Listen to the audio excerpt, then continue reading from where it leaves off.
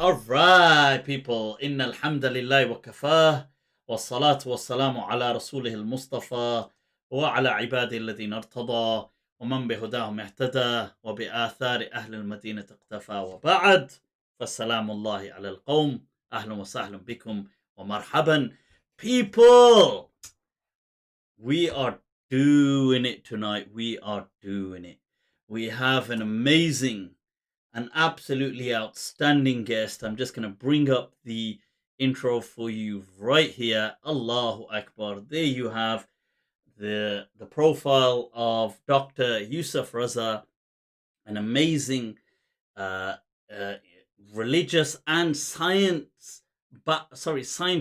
expert hailing from Pakistan, somebody who specializes in reconciling between religion and science, and also a practicing psychiatrist in a country like Pakistan, people.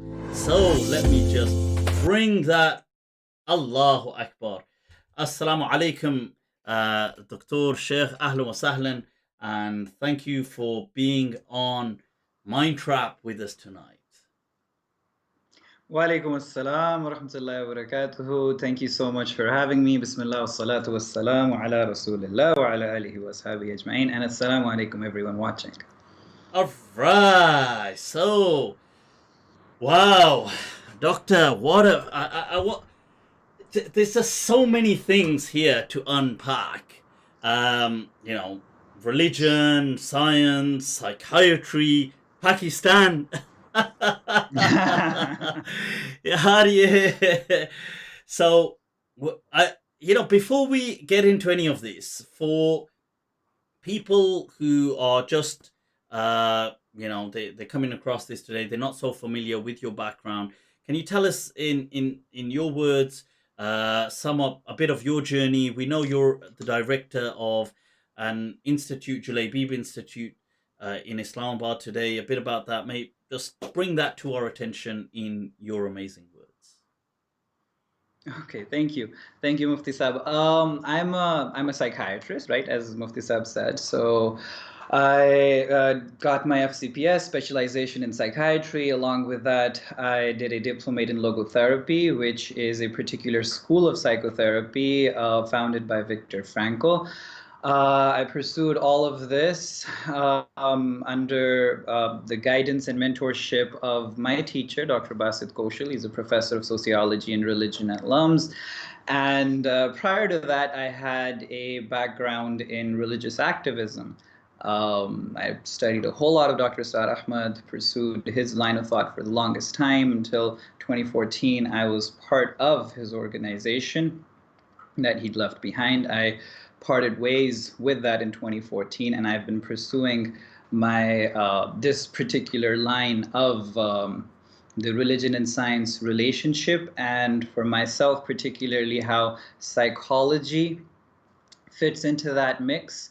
So that's what I'm doing. I offer coaching and consultancy through my website, yousufraza.com. That's my professional line of work. Other than that, I'm an instructor at Julaybeeb Institute as well. So we're also launching this other program called Parvaz, in which it's going to be for the university students, a mental health initiative.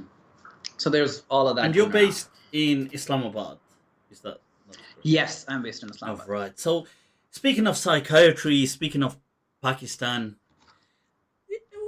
yeah, there's clearly a need. I mean, what are you facing on your kind of, whether it's a daily basis or generally, are you guys inundated, flooded with this whole, or are you handling it, or what? Are people accepting this? Is it because it's Pakistan at the end of the day? What's right, so चक्कर क्या है वहाँ पे? चक्कर बहुत ज़्यादा है, कोई एक चक्कर नहीं है, चक्कर upon चक्कर. सबआ समावात हैं. The 7 heavens. ظلمات بعضها فوق بعض. So when we talk about Pakistan, there's less than 600 psychiatrists in the country, right? There is a need for at least 10,000 mental health professionals. We don't have those, right? So we're less than 600. There are more Pakistani psychiatrists abroad, mind you. There's more Pakistani psychiatrists in the UK and US and Canada than there are in Pakistan. And so we're incredibly understaffed in that respect. Clinical psychologists, similar number, less than 600. We practically, like mental health workers in society, the social worker domain, psychiatric nurses, practically non-existent. Most of the psychiatrists that do practice here are concentrated in the private sector, right? In the major cities, we have Lahore, Islamabad, Karachi, that's practically it. The other cities will have one or two. The other major cities will have one or two, and then the rest is pretty much, there's nothing there. Compounded on top of that, our practice of psychiatry, and this is not just Pakistan, world over, is becoming more and more of a pill-pushing enterprise in which you see someone for 5-10 minutes, you prescribe a pill, supposedly that's supposed to solve all problems, and that's like greater than 90% of psychiatrists. I'm being generous, probably 99%. So there's that problem, and then on top of that, the psychological support that is given is not culturally assimilative as it should be. We have a lot of resources within Pakistan, within the Muslim world, in the East, that are undermined, that are not adequately appreciated. Obviously not by the Eurocentric American schools of thought in psychiatry and psychology, but as Eastern psychiatrists and psychologists, we haven't really lived up to our identity and really have not tapped into those indigenous resources, which really have been helping the mental health of the population for generations. To completely undermine those, not look to benefit from those. So yeah, there's a whole lot of problems, and that's where we relate with that religion and science issue as well. That just like science, religion. But isn't it clearly well known though that it's ये तो बस एक jinn चिपका हुआ है? It's just it's just a jinn. See, it's clearly a jinn, yeah. It's not schizophrenia. It's not. It's the jinn speaking. Isn't this the common perception in Pakistan though, that if there's a seher hua hai, saya, kala jadoo. So there's the seher, there's the kala jadoo, there's the nazar coming from one side. Usse bhi thoda sa halka ho jaye, if we take it generally lightly, we go on the depression spectrum, which is obviously more common. It is iman ki kamzori, it is weak faith that leads people to develop this, and then actually it'll be more precise to say it's just weak faith and nothing else. It's just a problem in your prayer and nothing else. And that is compounded from the other side of the spectrum, where it's just chemicals and nothing else, where it's just neurotransmitters and nothing else, where it's just an absence of yoga and nothing else. So this, short of one party saying one thing is the problem, the other party saying the other thing is the problem, it's that it is nothing but what I'm saying. That's the major problem. The nothing butness that comes in. That creates problems. This, when you say it's not just neurotransmitters, are you, because some people might think you're saying, acha, no, it's thoda bahut jinn and thoda bahut neurotransmitters. I take it, you mean here things like logotherapy and the whole meaning in life and stuff like that, because that's the whole works of Viktor Frankl, and this is a huge area of interest for you. Tell us a bit about this for people who are not familiar with this area of psychology. So logotherapy, founded by Viktor Frankl. Viktor Frankl was a Jewish psychiatrist, neurologist, born in Vienna, raised in Vienna, and that practically meant that he lived a good couple of years in the concentration camps in Auschwitz and other concentration camps as well in the Second World War. So he's a survivor of those concentration camps and a psychiatrist, neurologist. He had exchange with Freud.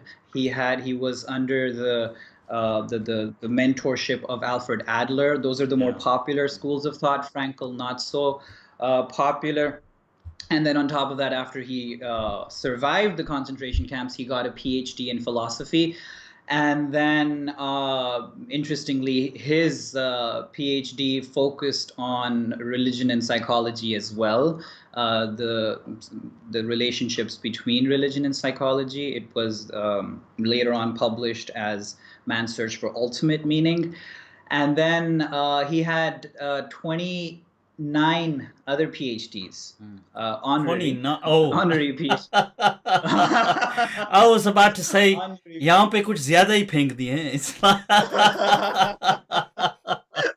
it's like I've got 20. I like to say that first and then add honorary. I've got 29 PhDs. They go cha cha cha. This thing of meaning in life. This has, statistically, it's shown that a person's happiness, or obviously happiness is, it's a generally understood word, but it's difficult as a term, just like love is difficult as a term to define. But I've within psychology, when I was doing my degree, they used terms like subjective well-being to refer to happiness.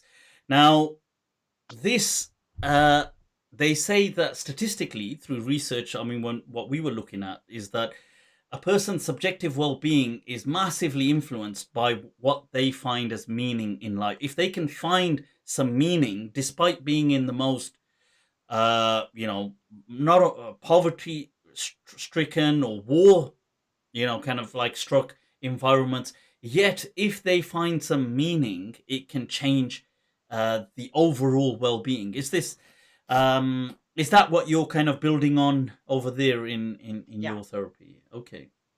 Yes.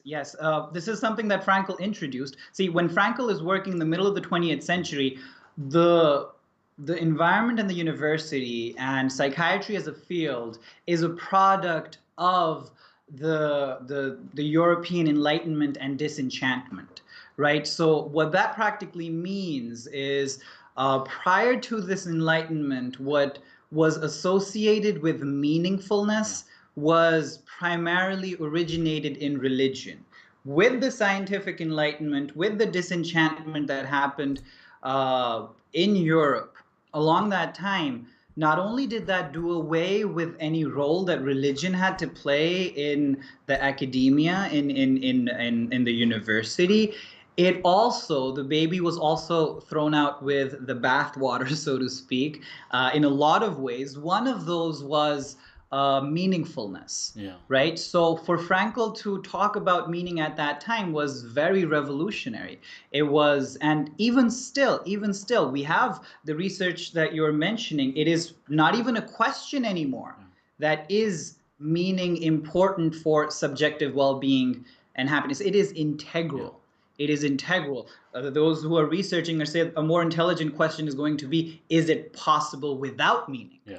Is it so that's how much it has been established, and that has a lot to do with what Frankl sowed the seeds for and is usually not given enough credit for. Because as somebody who was in the kind of the whole, victim of the Nazi thing, and in those concentration camps, a place where really, in fact, a detailed study showed that those people who survived the concentration camps were not the ones that one would have assumed would have survived. So if you're to place your bets and say, well, look, all these people are in concentration camps, you've got 500 of these men, who do you think would survive? So people would assume, the ones who got the most muscles, youngest, strongest, healthiest.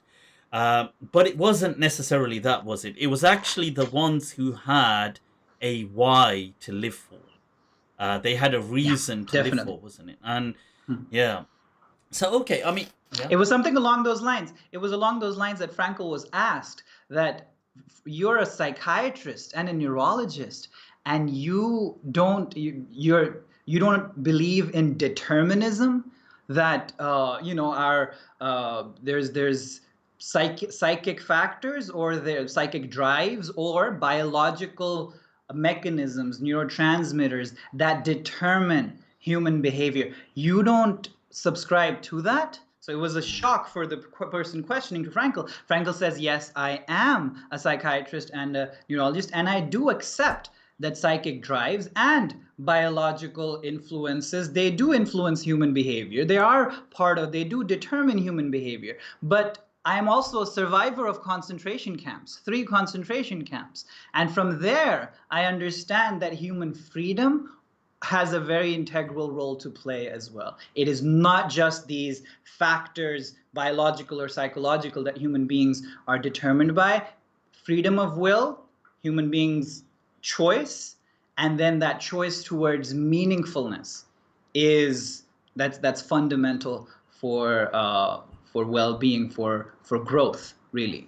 So, in places like Pakistan, what are, like, obviously, I mean, it's just like any place in the world, there will be a wide array of problems, but there will be like common, uh, strong, or generally certain common problems that you face within society. People are suffering from a particular type of thing, with a lot of commonality in that. What are some of the main issues that stand out for you guys from a psychological perspective in Pakistan? So the, Okay. If we talk about, no, go because I ahead, was gonna please. say, like people maybe that are coming to you, you're seeing, or whether many of them are coming to you or not, but what you're seeing in society from that background, you're thinking, well, god damn, with this is a problem in Pakistan, for example, or this is, um, hmm, See, for me, my my time in a public okay, hospital where I was trained as a psychiatrist, I would see a different array of problems. okay, yeah, Now that I am primarily a telepsychiatrist, I give coaching and consultancy online. Now I see a very different part of the population, right? So now the part of the population that I have access to, or who approaches me, is usually a university going population, undergrad students, people, expats, right? People from Pakistan who have gone abroad in the UK, in the US, and then there's second generation expats. So these are the and their problems are very similar, right? So they're in a university where they have all of these things that they're learning, that they're studying, and their career paths that are drawn from them, for them, and they hail from a culture, mm, right? And that culture it's a collectivist culture. It's a religiously rooted culture, right? So from that religiously rooted collectivist culture, they're going to a university which is essentially a rooted in an individualistic. yeah, It has individualism as its ideal. It has quite Western their almost in profession. its. It's very Mm, Western, right? So we have mini expat situations mm, within the university, yeah, right? So for them, the perplexity that yeah. creates, right? Where I come from, the values that I was always told to hold dear, and now what is going on and prevalent within the university, Doesn't right? doesn't that And then how that manifests as relationship problems, and then identity problems, just general existential yeah, because crises. They all manifest as depression, this is what I anxiety. was going to say, that doesn't that trigger, or cause, not trigger, but so much land a person in a crisis of faith, because Definitely. religion, as it's perceived, in especially because it's so salient in Pakistan, and it's the sole, or appears to be the sole, monopoly of the clergy. So Hmm. the kind of people who are going to the kind of people who are going to, let's say, universities, they're seeing, this kind of very different culture, very kind of upper, maybe middle class, upper middle class kind of families they're coming from. I take it a lot of them can't identify with that kind of Maulana class of people genre. So, and because it's religion is like, like teka liya of religion. So people would feel sometimes, I this is my impression, that they feel they've got a hard choice. If I want Islam, it's got to look like that, or then, and I can't seem to come to terms with that. Like maybe because of all their education, enlightenment, they kind of feel, well, that doesn't really add up. I mean, is this? I take it this is really, a lot of this is behind you guys, the whole Julaybeeb kind of institute, isn't it, to reconcile that? So, what are some of the key issues that people come up with as a crisis of faith? Right. So when somebody is at a university and they have the culture behind them, and when they look to be religious, and obviously they've always been told the religious ideals and what it means to be religious, and then, like you said, the way that's practiced, there is an authority that's associated with it, and it's very absolute in how that authority is. The culture in the university seems to be very different. You have a chance to question. You can ask. The more you ask, the more you're encouraged, right? Over here, you're not supposed to ask anything. So naturally, when questions develop in their minds, then they pretty much have very few places to go to. That if there's some very basic questions about God, about prophethood, about afterlife, about morality, they know that if they were to go to a typical clergyman, then the response would be just, we don't ask these questions. And you'd actually, on many occasions, maybe even like if you insist, you'd get told off.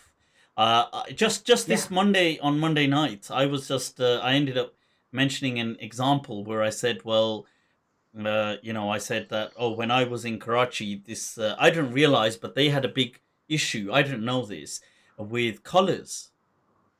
So I don't know. So I had shalwar kameez. I used to wear shalwar kameez, but my shalwar kameez had collars. So I didn't realize, but this was really winding the ustad up, the Sheikh Maulana. I didn't know. So, wo bechara kafi dinon se, he's holding the pressure in. And then he just has this outburst and says, what the hell's wrong with, why do you wear these, these kind of, these ghair muttaqi libas. And I was like, I don't know what he was talking about. I was like, yeah, am I sitting here in a, have I got like a mankini on here? Like, so, and then when I asked him that, what's the problem with collars? Because I genuinely didn't understand, like I thought I'm wearing, everybody's wearing shalwar kameez, I'm wearing shalwar kameez. And he said, yeah, but yours has got collars. So I thought, and the point was this, he got so offended with me kind of, because I asked again, like I said, like, why would Islam have a problem with colors? So he was so offended about me asking to explain to him that he like, I was getting, like, they seriously told me off. And basically then some of the guys even said to me, shh, just be quiet, like, let it go. Because I was like, I don't understand. And so this is a really simple thing. I remember on one incident, I asked this, there was our, the Grand Mufti, of the Dar al-Ifta.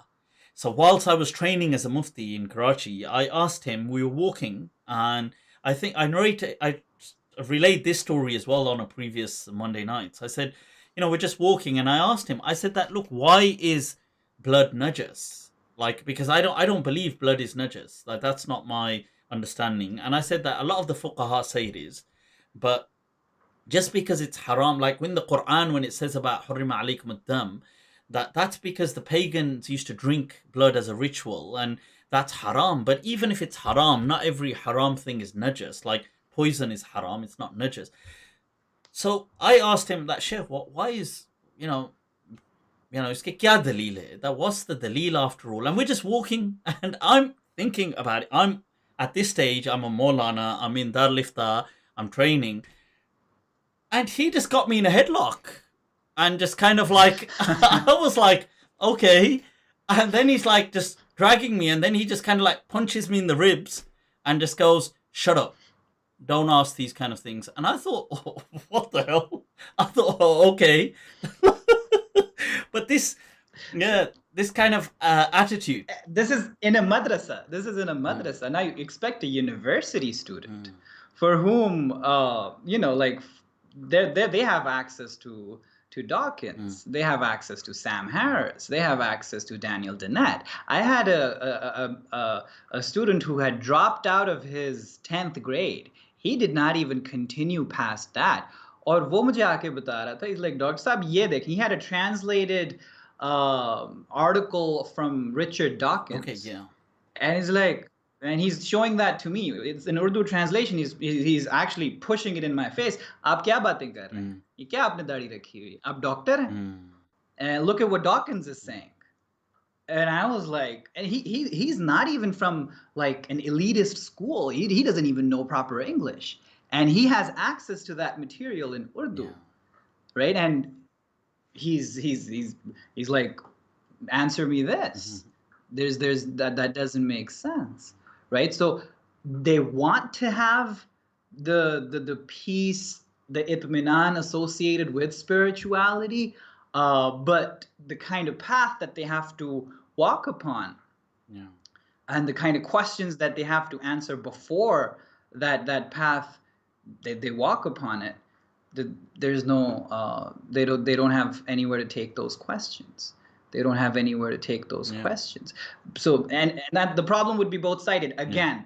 From the religious side, it's a weakness of faith. Just shut up and believe. Right, as if faith is something you can command someone to just have. Like Frankl gives this example. He's like, you can't command somebody to laugh. You have to tell them a joke. That's right? You have to elicit that.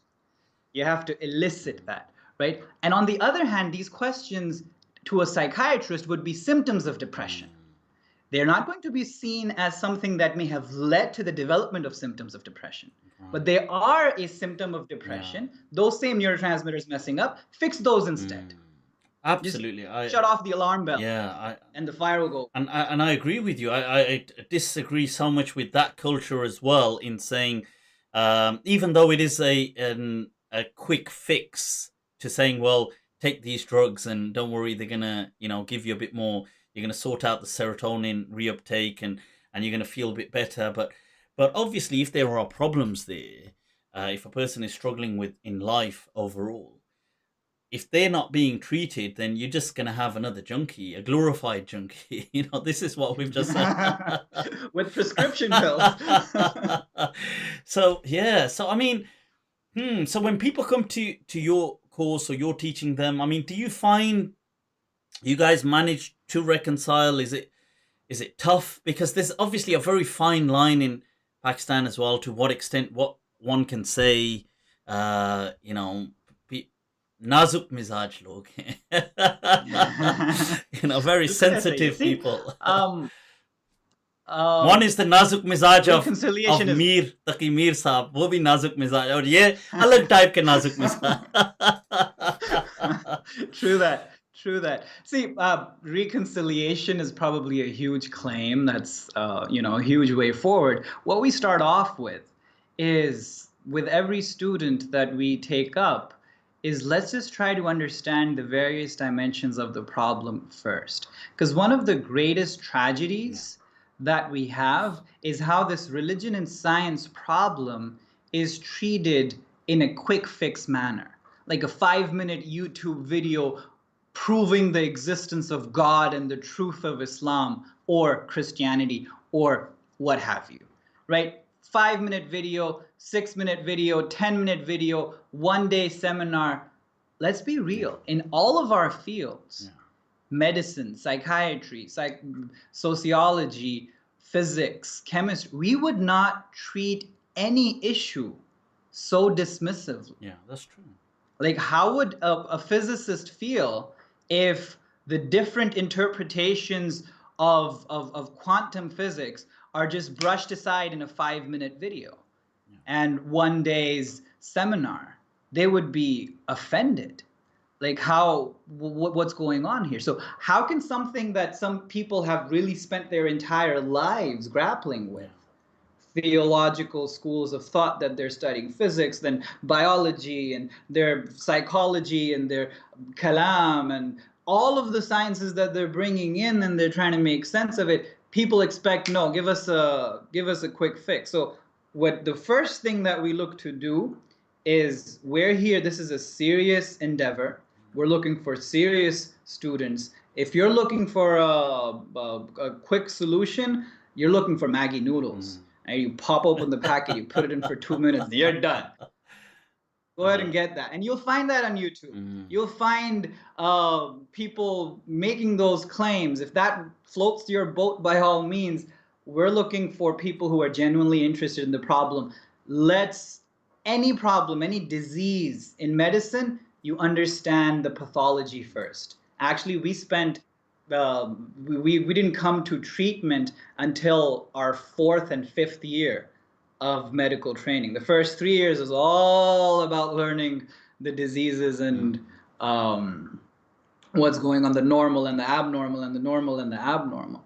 And then we can make sense of the treatment. So when people do come, we're like, yeah, let's start with understanding the problem. And yes, when we do start delineating the problem, the nazuk mizaji comes up. Okay, how dare you even bring this up? We had one of our texts, a basic text that we teach in our workshops is the autobiography of Abdul Majid Daryabadi, rahimahullah. And he's a very respected scholar of the Deoband, and we would have students from those madaris, from that school of thought, who would be like, let's not study this.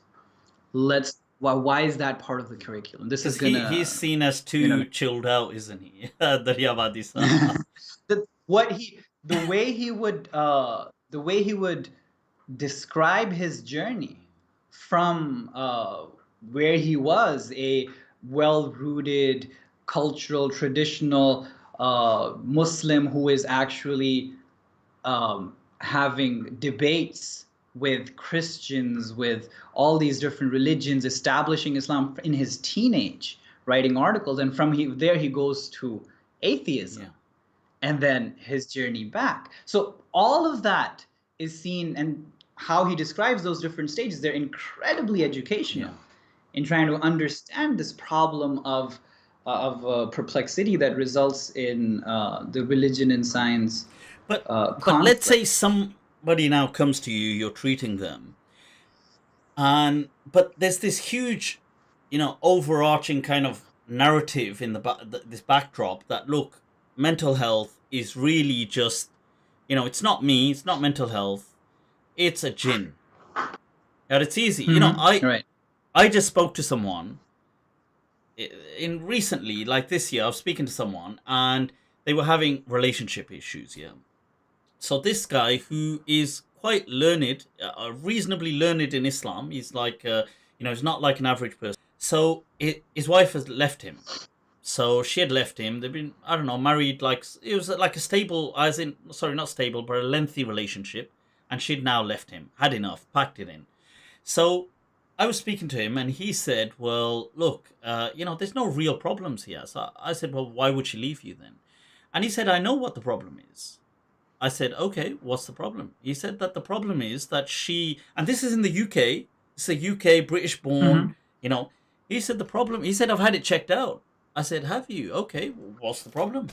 So I was expecting like some kind of, I had a fight, or maybe she caught some text message of mine, or maybe, I was expecting something like this was the problem. He said, the problem is, he said, I've had it checked out. She's got an ashik jinn. These were, so she's got a jinn who's madly in love with her, and that jinn has kind of like led her astray. So, I'm thinking to myself, are you for real? And this person saying to me, look, I know, fair enough, Mufti, you may not believe in these things, but this is the case. I know it. And so in Pakistan now, like, okay, saying that in England aloud still, you sound pretty dumb. But imagine the whole culture kind of just goes, duh, that's a given. So Right. how do you counter that? How do you Right. deal with that? So again, there would be two different approaches. When somebody comes to us as a student, obviously we're going to take it from a different way. When somebody comes to us, and that's the structure, understand the problem, take it step by step. When somebody comes to me as a patient, right? When somebody approaches me for counseling or therapy, or how that would be that's completely that's different the angle I'm interested, because as a student you can just tell them, look, in Islam this doesn't, there's no Sahih Hadith, there's no this. They're there to listen. But as a member of the Right. public, what would you say to them? See, as coming from the speciality of psychiatry, right, their personal beliefs, whether they hail from Christianity or Islam or particular denominations of Islam, if I were to take a stand against those, then that I'm doing not only a disservice to the person who is sitting in front of me, but also to my profession, right? They did not come to me to have their religious beliefs preached to. Like, I cannot preach my understanding. So as a logotherapist, I will talk about the importance of meaning.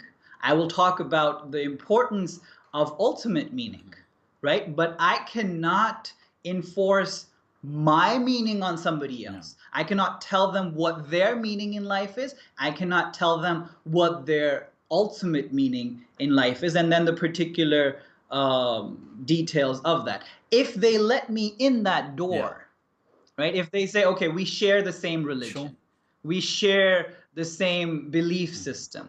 Now I want you to help me out in there. There I can take a stance. I can give them an opinion. But then again, not being a mufti, right? I can't do what you can do, right? So I can tell them that there are these different opinions, right? I can point you towards those sources and people who would have those different opinions. But predominantly what I would do here, given the cultural background, I would look to work within their system and see that from within their system, okay, fair enough, you understand for this to be caused by jinnat. But from within your system, can jinnat cause human behavior? Can they take away your freedom of will? Is that something that you would attribute to them? So I would work from there. Because if I take a stance and challenge that very strongly held belief, my mental health aims are going to be because going you see, the problem is, it's like you mentioned before about Viktor Frankl saying, look, you can't just say laugh and the person laughs. You have to tell them a joke. I mean, because what you have to do is create the genuine emotion. Simulating it is not the same. Now, you see, when people will speak to me, they will say, oh, such and such, this is happening, a jinn problem or black magic or stuff like this. Now, or evil eye, nazar, it's nazar, nazar. So now, even when I tell them, like, even the ones I'll tell very genuinely, very nicely, look, there's no Sahih Hadith, this people do believe in this stuff, it's more folklore, it's kind of, it's just arisen, it's not in the Quran or Hadith, it's not. People won't accept it. Like, it doesn't matter, like, if you say it, because, you see, to them, the overarching backdrop supports it. Like, the general psychosocial narrative that they associate with accepts it. So, like, in India, Pakistan, there is a concept of the churel. Yeah, like the churel. Right. Up, yeah, Sali churel hai kya? Like, we don't know what the churel is. It's this lady who's, got long hair, hangs around swamps, got her feet backwards. And I don't Usually she has a wedding Does dress. she have a on. wedding dress? Oh, that's interesting. Okay, I don't know about the wedding dress part. But, and so now... The feet backwards is the feet backwards, yeah, that's... We were told that as kids, oh my God, the feet are backwards, then you know it's a charil. And you're thinking... you'd be... And when you're driving away, she's running with you. She can keep up with the car. You're like, yeah, are you a... Oh, the feet.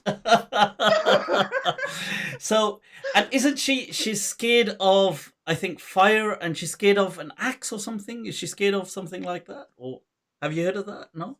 I don't know that. I haven't heard of that. I've heard something like that as a kid. But now different cultures have this. So like in a lot of the Spanish speaking, they have that La Llorona, this, you know, this lady whose child has been, she's lost her child, and she comes in a similar churil kind of way, and she comes for people.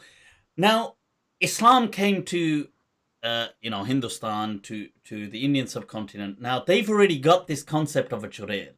So, how do you fit the churil in Islam? Because obviously there's no churil in Islam.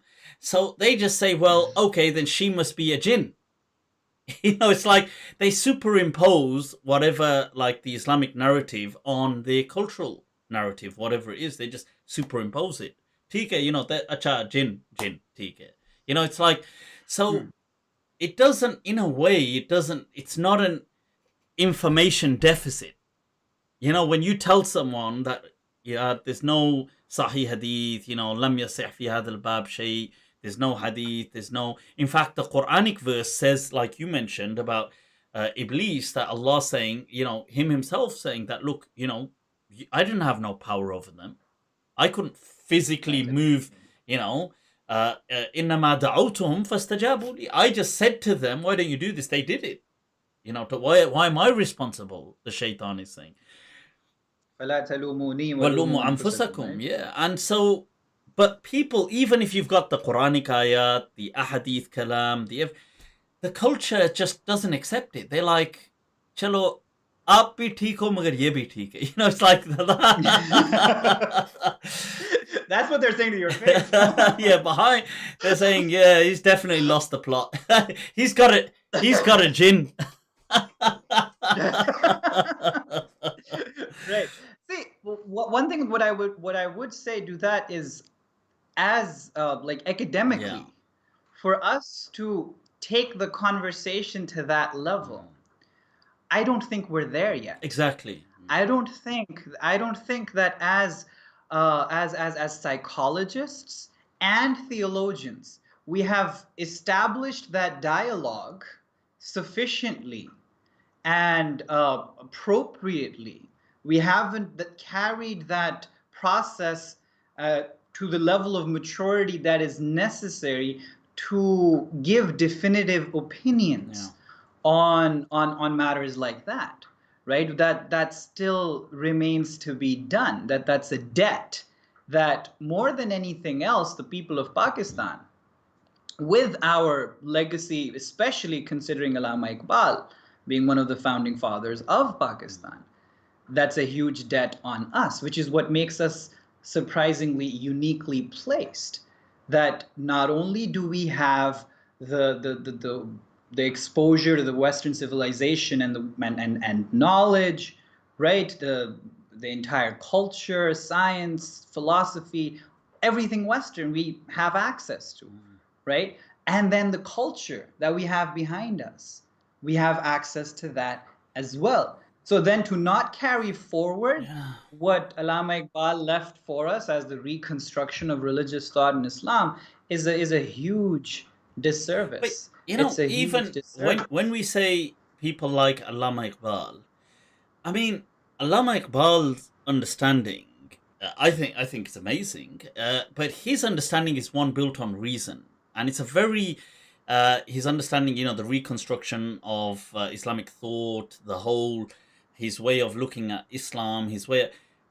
Even, you see, I find it ironic that, like, there's an irony that Allama Iqbal is so rated in Pakistan, but yet, surely those people hate those views, though. But they just don't... They don't make the connection between those views and Allama Iqbal. Like, they won't say, you know... So, for example, I know I got into this discussion yesterday, the second coming of Jesus. Now, Allama Iqbal was somebody who didn't accept that. And he actually asked Allama Tamanna Imadi from India to write a book detailing why there is no second coming of a Messiah, Nuzul Masih. Now, you see, and in the beginning, he mentions, I'm writing this because Allama Iqbal has asked me and everything. And so now here is a like an example. I'm just using that as an example that although people will say, even the ulama will quote Allama Iqbal, they'll call him Allama Iqbal. They won't say, like mulhid, fasiq, fajir, like this. Even They'll say rahimahullah. rahimahullah. But yet, if anybody had a similar view or an outlook that we should look at the deen with reason, we should critique things, they will be excommunicated, they will be, takfir, called a kafir, or a fasiq, or dal, mudil. Well, that's such an irony. I don't get that, because this is Allama Iqbal, isn't it, in essence?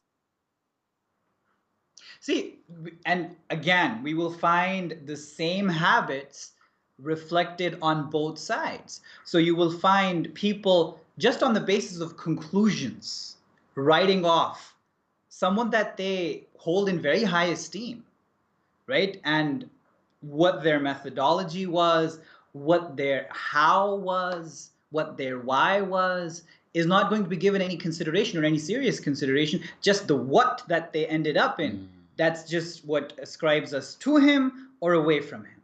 He holds that opinion, he has to be Bal Mubin, right? Without, that's not all of what so that's from one side. But then you will find this same mullah attitude represented by, let's say, Pervez Hoodboy. When he reads the reconstruction of religious thought in Islam, and he finds that to be anti-science. Okay, wow. When he sees that, when he looks at that, he says, oh, he's saying that physics has learned to critique its own foundations. So physics is all gone. So that's the angle and that's the lens with which he's reading. It's a kind of dogmatism on both ends, in essence, isn't it? That's what. So it's not. You don't have to have a beard to have that, or you don't have to belong to a madrasa. Yeah. You can be from a university, you can have a PhD in science, for that matter. That's actually something that Rupert Sheldrake, he identifies, that this is the ideology of materialism for which the university is now a citadel, right? It's pretty much, we have to conform to these dogmas in order to be considered scientists. And just like in a religious domain, you're not allowed to question certain dogmas, in the scientific domain, those dogmas of materialism are also beyond question. Your integrity as a scientist is similarly questioned. And Sheldrake is a huge pioneer, hence of like the whole, the kind of like almost a lot of things that fall under like parapsychology, almost this whole, these inexplicable phenomena, psi within psychology, isn't it? But I mean, this thing, coming back to there, and the reason I'm intrigued by, because you're obviously you're in Pakistan and from there with a great understanding of that, and that in a strange way impacts us here because of the kind of diaspora, the whole the Asian kind of community in the UK or in Europe, in America, and it's kind of connected. It's kind of like a stream feeding through still the whole mindset. Definitely. Is it possible to increase tolerance in places like Pakistan? I mean, do you think it's practical? Like this, I mean, I know there's दुनिया उम्मीद पे कायम है, but is this कुछ ज़्यादा ही उम्मीद लगाए हुए हैं या? See, since we've only started off, it's been a couple of years, but yes, there's been opposition. Yes, the nazuk mizaji. Yes, the criticism.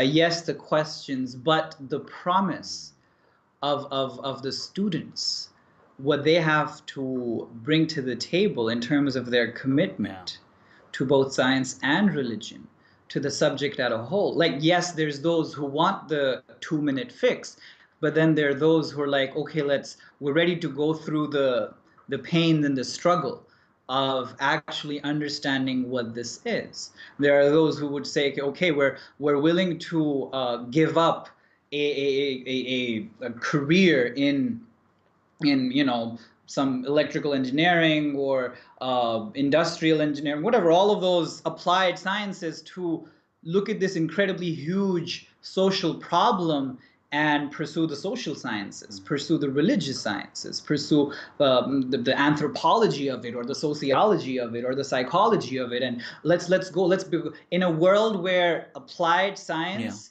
is the lucrative option. They're willing to pursue theoretical careers, careers in, so that potential is here as well, and they're willing to put in that time, have that discipline, and they have this is the younger generation that you're seeing. You're kind of this is the younger generation, and they have the reverence as well, the respect, the class discipline that perhaps in a Western university would be a rarity. Like if you address a teacher with, I remember one of our, I was giving an interview to a university, and they're like, I don't like this sir being addressed as sir. These are ways of establishing authority in all of us. But over here, the respect that we give to the teacher as part of the educational process. But is that respect thing is a part of the tradition of those lands, isn't it? Like the greater, I mean, just the East in general has a huge respect protocol in general, doesn't it? Towards elders, you address people, even the language up, the whole thing caters for that, doesn't it? Yeah. So, but I mean, I do get that. But do you feel that there's a great insecurity? Because I feel that there's a great insecurity in Pakistan about religion, and to me it doesn't make sense. Why? Because the whole country is Muslim. Like, I don't see why you'd be in. Like, I could understand if you're a minority becoming insecure about your faith because you think it's getting, oh my God, like people, we're being targeted as Muslims, let's say. But in a country, Pakistan is just a Muslim country, overwhelmingly Muslim. So I definitely sense an insecurity. Why do you, first of all, whether you sense that, and why do you think that is? Because it doesn't make sense to me. There's this paper that a Canadian, he's a philosophy professor, actually, I believe in McGill University. His name is Charles Taylor. And in a preface of a book, the entire preface is about Allama Iqbal. And it starts with saying, we need to reread Iqbal. He goes on to identify an insecurity that is prevalent both in the East and the West.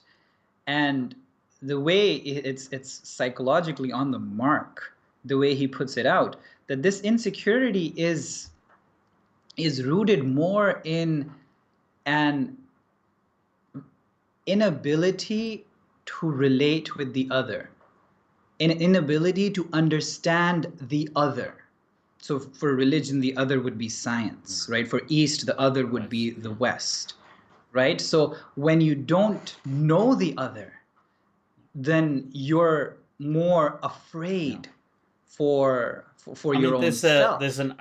It's arguably, people say it's a hadith, but at the very least, it's a quote from the Salaf that الناس أعداء لما جهلوا, that people become easily opposed to anything they are ignorant of. By default, they're opposed to it. Yeah. Right. And so that just manifests itself with that insecurity to the level of becoming a paranoia even. But I mean, that's okay. That one could say, well, okay, fair enough. That's like to do with, let's say, science and to do with things like this. But there's a kind of insecurity I feel about Islam. Like, people feel they're like so on edge. Yeah. Like recently in Islamabad, there was this thing, I don't know what's happening with it now, about the mandir banana. So they're going to make a mandir. I think it was, as far as I read online, it was passed. I saw some clips online, people freaking out, people saying, Imran Khan, where does Imran Khan live? What's it called? Bandia, what's the name of the place? Banigala, Banigala. Banigala. So people said, mandir banana hai to Banigala mein bana lo. It's like, why don't you go make it in your place? If you want to give them a mandir, give it there. And I'm thinking to myself, look, come on, look, you guys are all Muslim. Islam isn't going to disappear. If Hindus have a mandir, what's the big deal? Like, chalo, there's Hindus will go there. Like, just as you would want in India, people to have masjids. Like, sure, like people in India would be happy that, they've got a mandir there as well.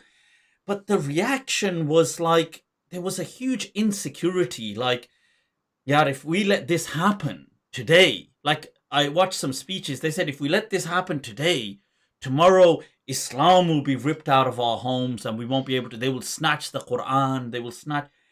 And I can't understand the insecurity because everybody's Muslim. And I'm thinking, why are you guys so afraid? Like, I don't know. Do you sense this? See, those insecure voices, they are prevalent and they're very loud. They are very loud. Yeah.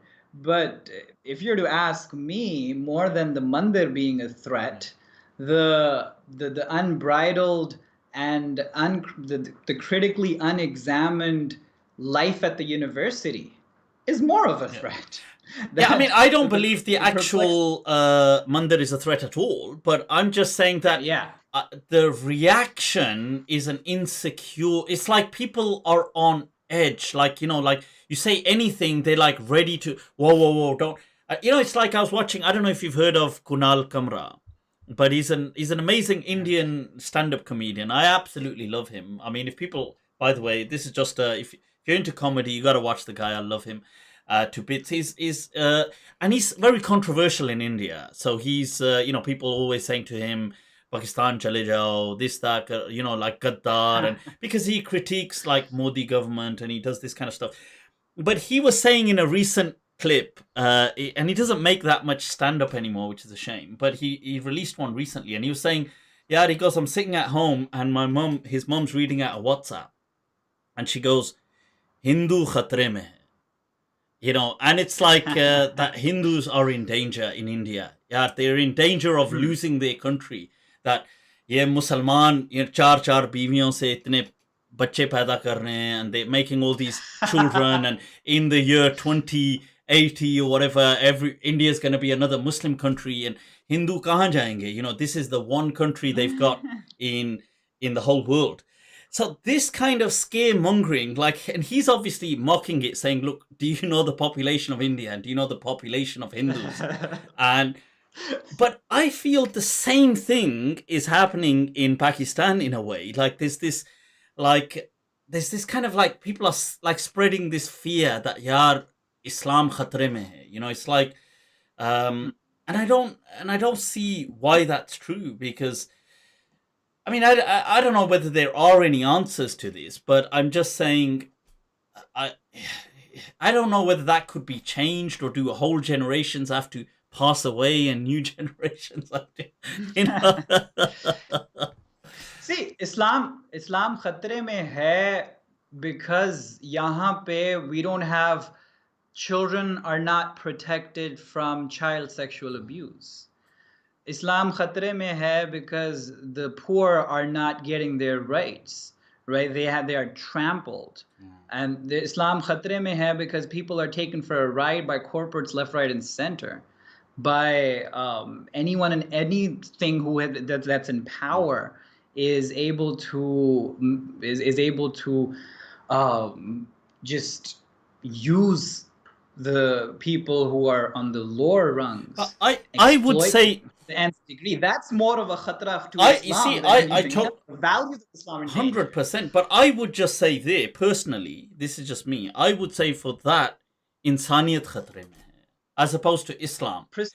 That I would say that, people like, because abuse issues in Pakistan, unfortunately, I mean, they are, I mean, that's actually an area that's, I'm sure very prevalent with, mental health and things like this, and especially women. this whole thing. I mean, what is it on the ground there? I mean, is it as bad as people? Because the perception is of Pakistan is people think, it's like really terrible when it comes to women.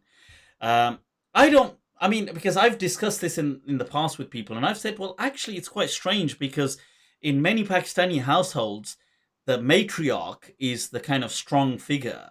This kind of sas figure that and she's kind of like the kind of the boss. And but it's interesting because the impression from afar is that women are always oppressed. And people are like doing zulm nonstop, and I'm sure that does happen as well. But what is it on the ground over there in your experience? See, I see. I completely agree with you that the way it's projected, it's not much different from that fear politics that is used to Islam khatre mein hai. Usi tarah se a feminist ideology is like aurat khatre mein hai. Is like Pakistan mein aurat khatre mein hai.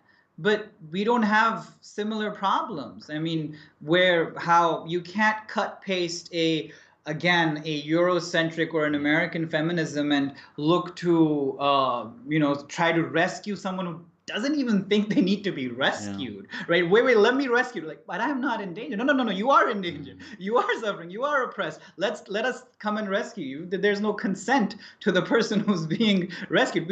When we're giving basic life support, we're supposed to take consent. I'm gonna save you. I'm gonna give you CPR. Is that okay? And they're like, okay, that's but over here that doesn't apply.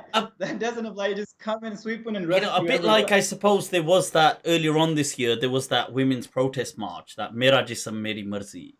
That this and I spoke about it on Monday nights with Mufti, and I said that, look, I'm all for women's rights, and I feel that in countries like Pakistan, sure, they need empowerment, and I support that. I support it all over the world. But I did say that I felt, if they used certain placards like, don't, like, for example, a woman should never be hit or something like this, or a woman there was like somebody had a placard, something like, I can't remember it now, but it's something like beti ka bhi haq hai to study, or something like this, talim, and daughters deserve education. And I think everybody, at least in public, would agree with that. Like, if they had placards like that, like saying, there should be no violence, everybody should have an education, everybody should. But in a country like Pakistan, I thought having very provocative kind of placards, like apni roti khud garam karo, it's like, it's like this. I thought that, it's so counterproductive. That was my opinion. I don't know, since you're there and it's your daily interaction, what are your thoughts? See, we have to respect that there is a cultural setup that's been there for so long. You can't just simply swoop in and look to uproot that. And we know this from our experience in psychotherapy, that there are places around the world, village populations, that you've gone in with your rescue missions of psychotherapy, and that's done the society more harm than good. You cannot not look at an indigenous people, their entire culture, their history, what is holding them together, and simply think that you're coming in with these ultimate solutions of universal import because they're scientifically credible in a Western population. Yes, replicable there, perhaps. But then to look to carry that here, cut paste that here, and so with the looking to bring in the feminist wave as well. Yes, there are women's issues here that do need to be addressed, granted, but you have to give the local people a voice. Again, ironic, you're looking to give the women a voice here, but where's that village woman on your activist panel? Where is she? Where is her voice? You're victimizing her. You're subjugating her by not having her represented. That's interesting, because I went to this psychology conference a while back, and it was on subjective well-being. So you had all these professors from different backgrounds, some from evolutionary, from different cognitive backgrounds, and they were presenting their research on happiness. And I remember one professor, he was speaking about like samples they've taken, case studies from some of the, some of the richest places, or not richest, but most opulent and affluent, like New York, Manhattan, for example. They used Manhattan as an example. They used a couple of other Western key kind of opulent, affluent locations, and then some incredibly deprived locations. So I can't remember. I think somewhere by Eritrea in Africa or somewhere they used some examples. They used Bangladesh. I remember Bangladesh, Mm-hmm. and the interesting thing was they said, I remember the Bangladeshi study, like the kind of sample that they were bringing together, that a lot of the ladies that they were women, they were speaking about gender and stuff like this, they actually found people were actually like they scored relatively happy. And it was counterintuitive because they were thinking, here you've got these people who've been flooded on so many occasions and they've been like this, they live beneath the poverty line, they're struggling. How could this lady possibly be happy? But they found a lot of the people, by and large, for the most part, like they kind of scored above as like reasonably happy. And it was really, and when they were explaining their findings, they were saying that they didn't expect this to be the case, but it turned out to be the case. And it was to do with not necessarily because they didn't have money and they didn't have those kind of things, but it came back to their place in life. Like that lady saw her place in life as a mother, this meaning she had in life, that these are my children, I'm a wife, I'm a mother, I do this, I live this role. And it provided her happiness. Like she was happy. She wasn't kind of brainwashed or anything. That was her world. And it's strange because obviously these kind of this discourse, like if somebody said to her, well, but are you really living your life, or are you living a life that's been, what about your choice? Would you like, want you to break away? Don't think about your children. Don't think about your husband. What about you? Now, if you were to force feed her, let's say, so many, like a radical different way of thinking, and she did get on board, like imagine you trained her to think like that, I'm pretty sure she would just go into depression because she wouldn't be able to cope in that culture, would she? Because, yeah. See, that's something you asked me that, like, what do I see very commonly in a population of married women, educated mothers? One of the greatest reasons for depression in them is that I haven't been able to make much of my career. I mean, they had difficult pregnancies. They had difficult children to deal with, 2, 3 children, and they're a handful, two years apart. And then an incredible guilt. Oh, my friend is now a specialist in this and that. And we graduated from medical college, and I should have been earning this much, or I should have been doing this much. And all I am is this housewife. All I am is this mother of 3, stinky children, and the husband who is ungrateful and he's never home and doesn't give me time. See, that would not be a... That sounded almost personal there. I was going to say. I was going to say there's going to be like some talaq application being completed somewhere. My wife is not a doctor. I made sure of that. Made sure, you naughty know.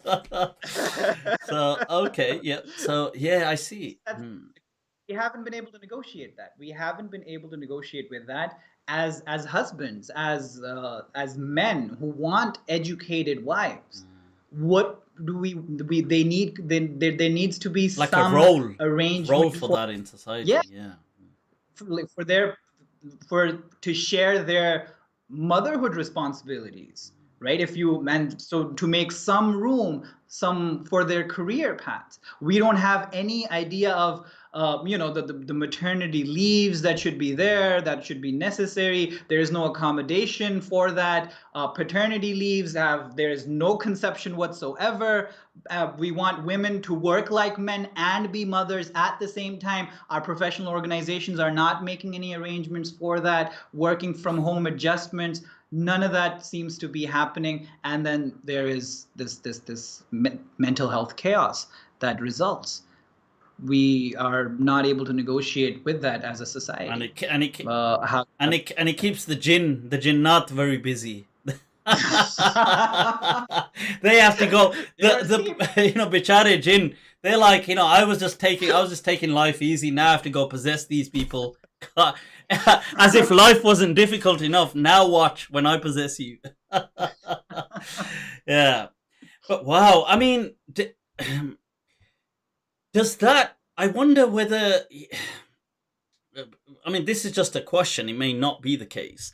Because I know there is with the general youth and the middle class this kind of divergence with them and faith. But what about women that are going through these kind of crises of, let's say, struggling to find an accommodating society for their career aspirations? Especially like when they're married, should they be at home, husband or family? There's expectations versus aspirations. Does that tear on their faith or not really? Or do you find that people then use the faith to say, like, nahi aurat ki jagah jo hai wo ghar pe hai, waqarna fi buyutikunna, like sit at home and using. Do you feel does this go on or no? See, I had a patient. I even blogged, one of the few blogs that I ever did. She was 16, 17. Actually, in the blog, I changed the gender, but anyways, it was actually binary. No, we do stuff to protect identity, but it's been long enough, so I think the identity is secure now. Confidentiality will still be maintained. Father becomes incredibly religious, and comes home one day and says that, I don't think you should study anymore. And she's like, what? And he's like, I also think you should remain fully covered even when you're at home. Oh, wow. And she's like, okay. And he's like, all this TV that you like to watch, this is all, you're not allowed anymore. Father becomes religious. The girl was brought to me after being given an antidepressant by a psychiatrist who saw her for half an hour, listened to everything that she said, and then didn't say anything and gave her a pill. And she's like still the same after 2 weeks of taking that medication. And she told me this story, and and she had history of cutting herself, not being able to sleep, the whole, And when I dug deep, there was this incredible guilt. I'm like, what are you guilty about? She's like, well, my father is right. This is how it's supposed to be. This is what Islam is. And I was like, how about we say, fair enough, that's your father's interpretation. And it may not necessarily have to be the Islam. There may be other interpretations, in which you have room to breathe. And a couple of weeks from the next visit, 1 week from there, her self-cutting was gone. Her weeping spells were gone. Her most 70% of her symptoms had resolved simply because she was made to understand that that's one interpretation. There may be others. That's all of what I did. I didn't even have to say that this is what I believe or this is what you should believe. No, nothing. Just possibility opened up. And unfortunately, then she was gone because her father found out that I wasn't pushing his agenda. This thing that you're saying, this whole guilt-centric Islam, this is so prevalent. I see it here. I see it definitely over in the East. Damn that, because it completely drowns individuals, suffocates them for oxygen. I mean, how do you guys cope with that? Because that's got to be, that's got like how you're saying this actual patient. I mean, it's got to be. This is like a pandemic, I'm assuming. See, it's not, again, Frankl gave this a name. Is that an airplane in Yep, just that should. Hello? Yeah, I don't know why it picks it up from there, but it shouldn't really. It's just my microphone being being really efficient when it's not meant to be. Yeah. I was like, I have never heard. Oh no, I have been flying Anyways. over all the time. Not that far from an airport. Okay.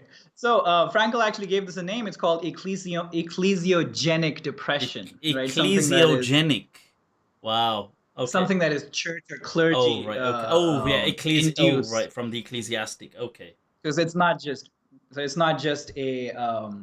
So we neurogenic, psychogenic, somatogenic. You know. So we have those terminology. So that's something that is it's a prevalent phenomena. It is across religious societies, definitely so in the East as well, unfortunately. And we can't do away with the phenomena of religion as a treatment of it. That just can't be the answer, right? We cannot then now proselytize, oh, see, this is what religion does to you. Like, there is atheistic proselytization using the therapeutic pedestal as well. We can't do that either. No, I agree. Right? We can't do that either. So we have to then engage, develop that therapeutic alliance first, that relationship of a therapist and a client, or a patient and the psychiatrist, and then carry that forward from there. Generate conversation, identify educational resources that they can, from all different options that they have, encourage them to pursue those options, and have that it's called a Socratic dialogue with them to from within themselves.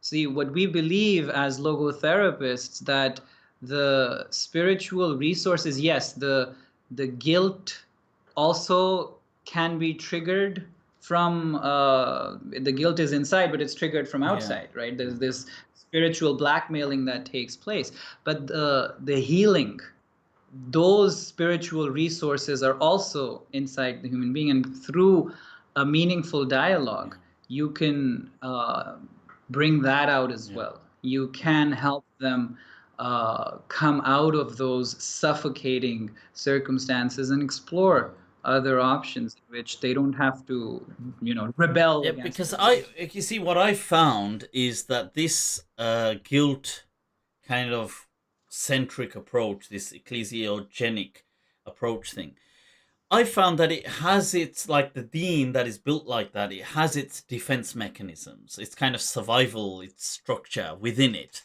And that is that it tells the people that, you see, I know you're feeling bad, but that's good that you're feeling bad, because that's going to bring you to do Tawbah. That's bringing you closer to God. You need to worry once you stop feeling bad.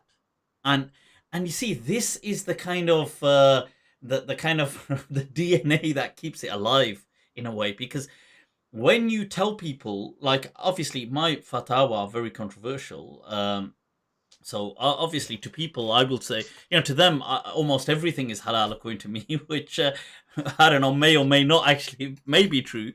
But like I will say, music isn't haram, watching TV isn't haram. There's no actual dalil for this kind of stuff. I've obviously been very controversial, spoken on issues like masturbation, that these things are not haram, and that sexual suppression is causes a lot of psychological issues for people. Now, you see, people, I understand that these topics are taboo, so people don't like to talk about them, and then they don't like to associate religion with them. And especially some cultures more than others. Like, I feel, especially the Desi culture. And then they don't want to associate with you. Oh, no, they definitely don't want to associate. And then they wouldn't want me to associate with you. You're definitely going to be blacklisted after this, Dr. Saab. I'm going to put out a disclaimer right here. I Not he every opinion given in this interview is like he only did this. People, if you're watching this, he only did this interview in the hope that he could convert me to the right path.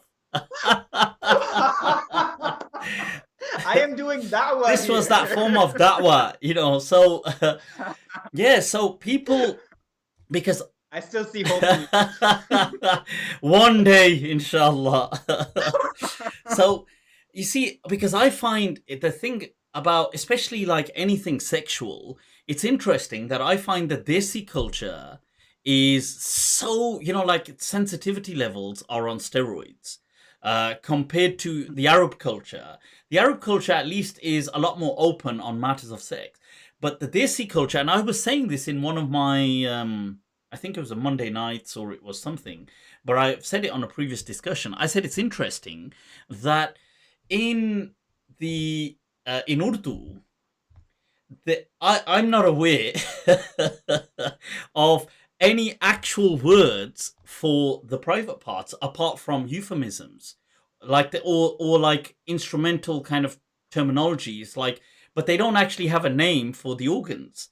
They would either just say sharamga, like a private part, or alay tanasul, like a reproductory organ, or or they'll have swear words. They'll have swear words, but they won't have any formal neutral words like that I'm familiar with. Like maybe you could use an Arabic word. That's actually very You true. could use an Arabic That's actually word. very true. You could use an Arabic word to get away with it, but I don't think the awam would understand Arabic. Like, so if you use the term farj, or you use the word like this, like in Arabic, they have neutral terms. They have swear words, but they have neutral terms. In English, you have neutral terms, and you have swear words as well. But in Urdu, it's that sensitive about these things. It doesn't even have words for them. It's like only swear words or euphemisms. Like, so. See, that's something I never thought about, that even in our medical terminology, when we're taking our medical history, whenever we would have to use Urdu words, now that you mention it, we don't really have words. We would always come at it using these kinds of indirect terminology. You know what it is? Meri sochi galat hai. I just always think about these kind of... You never thought about it because you're a pious person. Hum क्या करें? You know? Sarapa shaitan hai to क्या करें? You know, this is the thing. So it's the jinn. It's not me. It's the jinn, right? So, but yeah. So this. The reason I was, anyway, coming back to the topic, that people feel that they've said to me, look, you shouldn't give these kind of fatwas.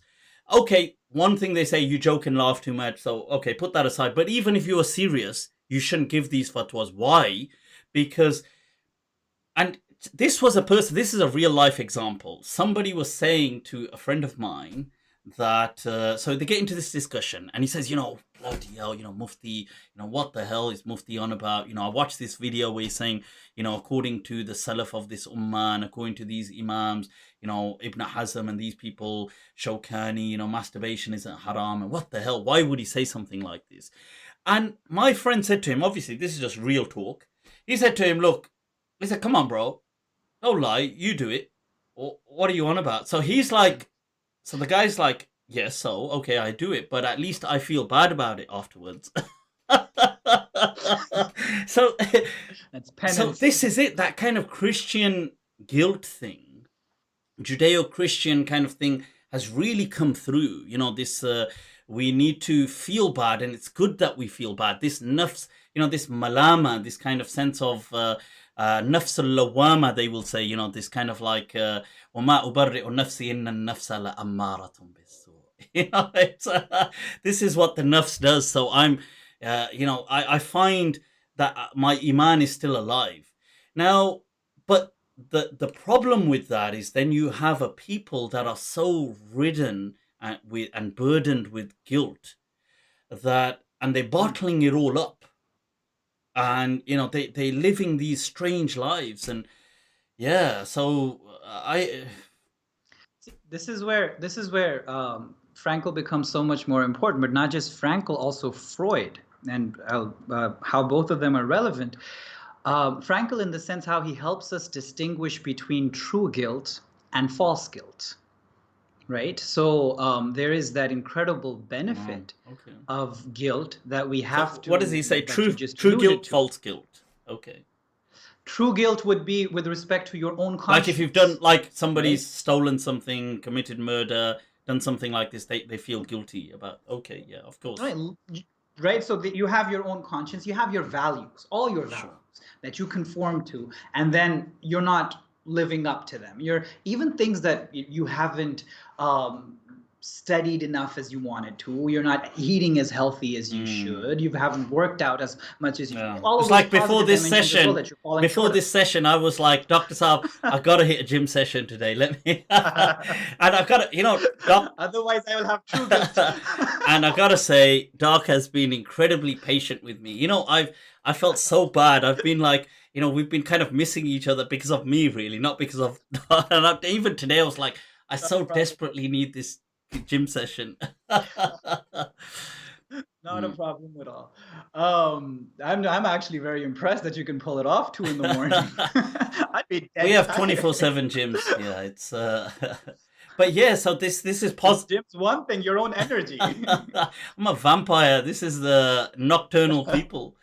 But yeah, so this is the positive guilt that you're saying, which is true, which is part in line with the Quran, isn't it? Inna nafsa la ammaratun bisu. That kind of recognizing, acknowledging that, look, we have this side of us, this nafs, this side of us. Yeah.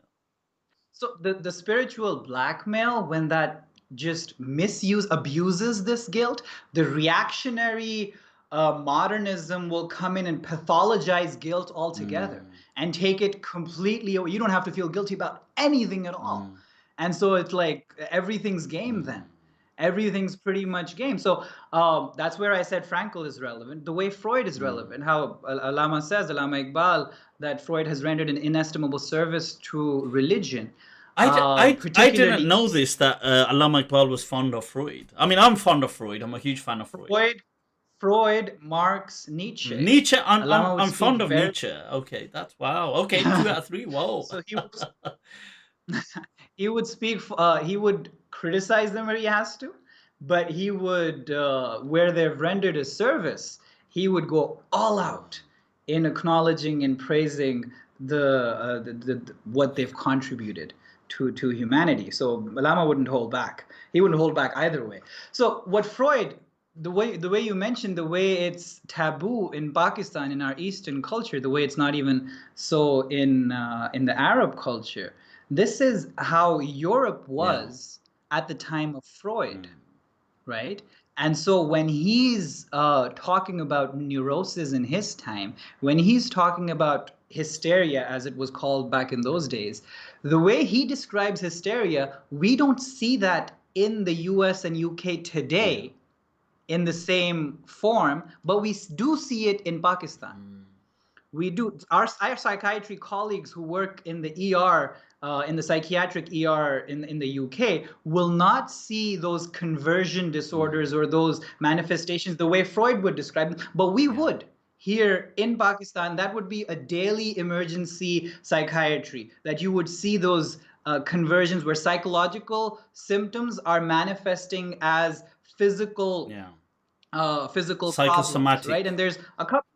Psychosomatic, right? The prevalence of psychosomatic here, why the stigmatization of psychological issues, not taking them seriously. Repressed sexuality. Yeah. And then repressed sexuality. That's the other Is this dimension the case of it, study of the girl who's possessed by a jinn, but they marry her off and she becomes normal? Like in Pakistan, I've seen that quite a bit. Yeah. There you go. So that works. There you go, cha. Nahi. They go they go इसके लिए एक और जिन का मसला है वो हम set करते हैं.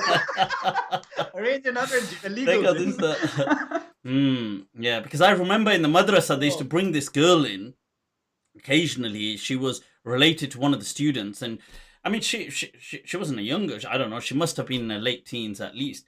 So they used to bring her in, carrying her in, like every 2 weeks or so would be like in the evening sitting there, all the mothers, and there's this like Maulana Saab, and they're coming in like a tragic movie scene, and you think like, what the hell's going on? And they're carrying this girl and running with her, and she's had a jinn attack, right? So they would take her into the office, and the Maulana Sahib would hear all this screaming from inside. They'd be like, he's doing the dum, and then this would be a repetitive thing, and then we heard that because some of the family was in the madrasa, and they were like this really well-off kind of apparently family, so the madrasa used to always take care of them. But then she got married, and somebody said, "Oh well, she got married, and just totally fine now." You're like a cha-cha. Virgin tha. There you go. So again, attributing something that can have a psychological explanation, just because it's a taboo subject, to something which is even more occult, to the entire system of the entire system of belief, the cultural belief. You're doing a disservice now when you are just blanketly giving those explanations around. It creates problems. So that's where Freud can be very, very helpful to us, and even more than that, Oscar Pfister, the way he carries psychoanalysis, and there is, in the light of psychoanalysis, the way he presented Christianity, precisely addressing the issue of guilt and fear from the Christian tradition, and presenting its alternatives. This is Oscar in more Pfister. Positive. Oscar Pfister.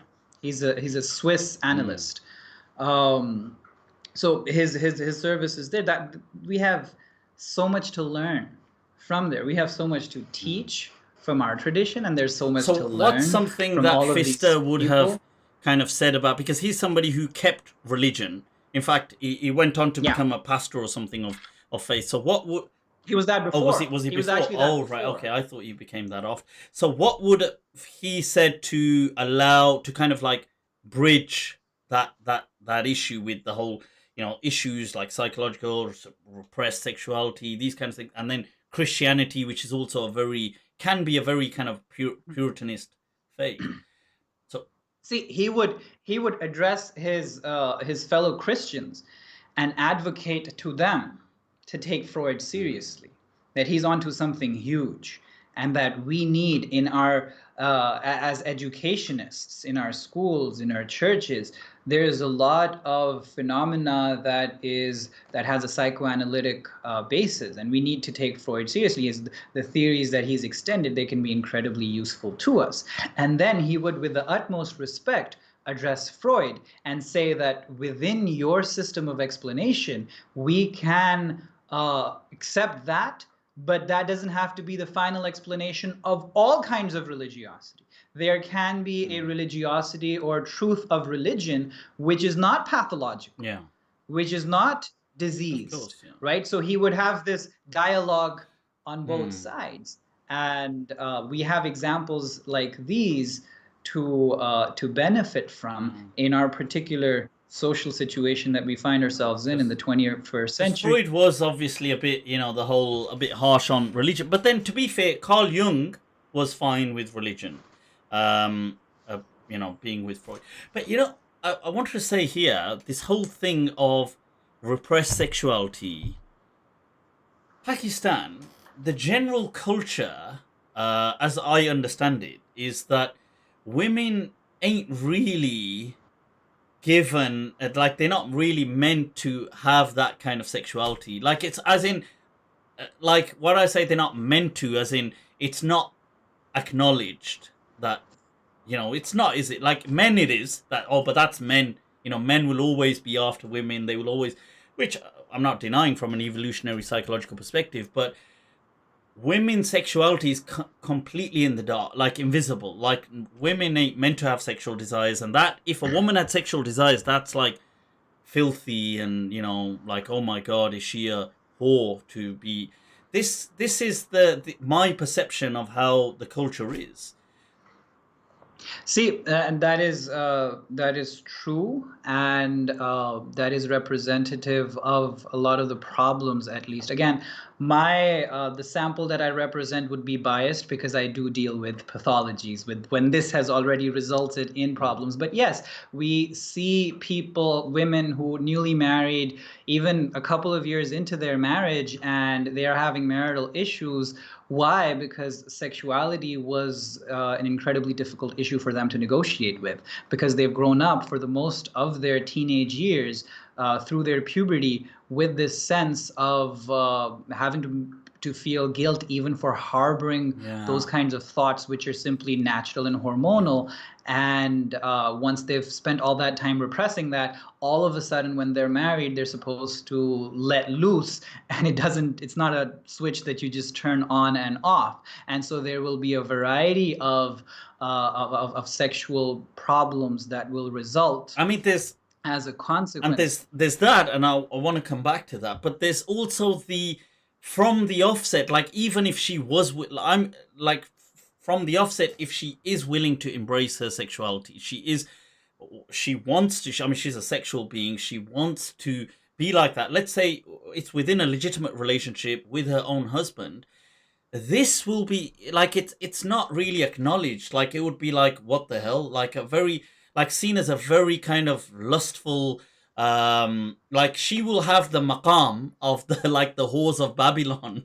It's like she's like, what the hell? Like, can you imagine? Like, let's say a lot of Pakistani families, they are a lot of them live with the kind of like the greater setup, so the parents and everybody. Now, can you imagine a woman wanting to go to the bedroom with the husband? It would be seen as like a shameful act, like, yaar ye bahut chalu aurat hai yaar.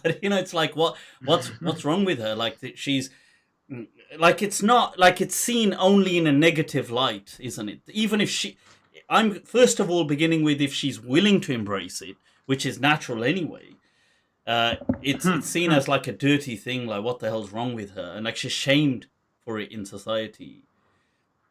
I mean, yeah. And that would sow the seeds for promiscuity as well. So once you've established that having such thoughts is evil, right, and then they're naturally experiencing those thoughts, then to just go into a self-fulfilling prophecy, oh, I have these thoughts, that means I am evil. So evil is, and evil as evil does, so I might as well just follow through. Is just the next logical step, and a lot of people would then and then come back with years of guilt. ये कौन से इलाके हैं इस्लामाबाद में? Right, so and on the other extreme, there's cases like cases from Pakistan, that I've heard of. There will be the opposite extreme, like what you were speaking about, where because of society sheltering women and the steroid version of haya, like everything is modesty, and so women being quite sheltered from sex or sexuality or that kind of stuff. And then on the other hand, a lot of the young men drowning in porn. So there was a case where now that the guy's married and he's got the girl, he thinks this is going to be some kind of like a gung-ho kind of a porn episode going on. And it results in like tragic scenarios where the girl is like completely, obviously, like utterly violated, and she's not coming from any sexual background, that kind of thing, and the guy is, whether he's coming from a sexual background or not, but he might not be either, but he's just like, he's bottled up years of this repression, like, and it's at boiling point, and he's watched all this kind of like this kind of porn and all this kind of stuff going on, and he just thinks that this is what's going to happen now, and he goes in there, wants to do everything, and then this resulting in like, what the hell's wrong with you, and this and that, and or the woman just being completely violated and stuff like this. So it could even the other way around. So they're expecting this Hollywood kind of performance that's going to take place, and it takes them 2 weeks to even consummate their marriage. Right. Okay. Yeah. And the guy then starts having insecurity about himself, that okay, I am not, I cannot perform, and then performance anxiety further complicates the issue. So I've actually dealt with couples who have gone for 2, 3, 4 years in marriage, not being able to consummate simply because there was absolutely no education, no He didn't know where understanding, to. and they had He had no there's this education. Hollywood kind. He's like, yeah. There's no Hollywood. There's this Hollywood education that they just this ideal that they had in mind, and when they actually do get married, nothing like that takes place, and then that results in fears and anxieties, and that just that becomes the habit. Yeah. That becomes the norm then, and even going to a psychiatrist for issues like these, it'll take months, if not because years. then there's the culture of the emasculation, isn't there? Because it's like because then it's a huge issue as well of like if the person's got performance anxiety, if he's got these kind of things, then that's like a huge I think generally it would hit men hard. Quite ironically, no pun intended. It would be the only hard thing that they don't want hard is the issue. देखो यार life इतनी hard क्यों है और यहाँ पे कुछ और हार्ड नहीं हो रहा है. So no pun intended, like, right? So it would hit men quite seriously, I think, worldwide, especially in societies as well, like Pakistan, which are quite patriarchal. Where the man is the man, and a man's manhood is kind of almost linked to his ability to have sex. And yeah, so I think that would make it even, quadruple. It would kind of like the whole thing, like to turn up to a psychiatrist and say, I've got issues. That said, when I was in Pakistan, I used to see these on the buses and the stickers and the, like, They're now text messages. Yeah, are they now text messages? They're now coming. At that time, yeah. They were like, yeah, this to sort this out, to sort out your mardani taqat, mardana kamzori. What was the other one? Mehboob aapki kadmon mein. It's like to get some black magic done for you. But yeah, wow. I do see. I mean, are these things taught in education now? Like sexual education? Is that something? I don't know. See, it became. We ran a campaign when I was training in psychiatry with my professors.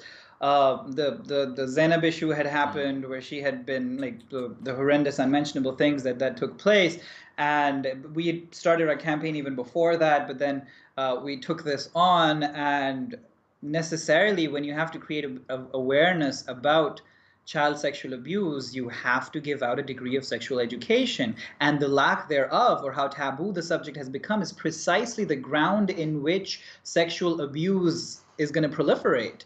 It's going to grow.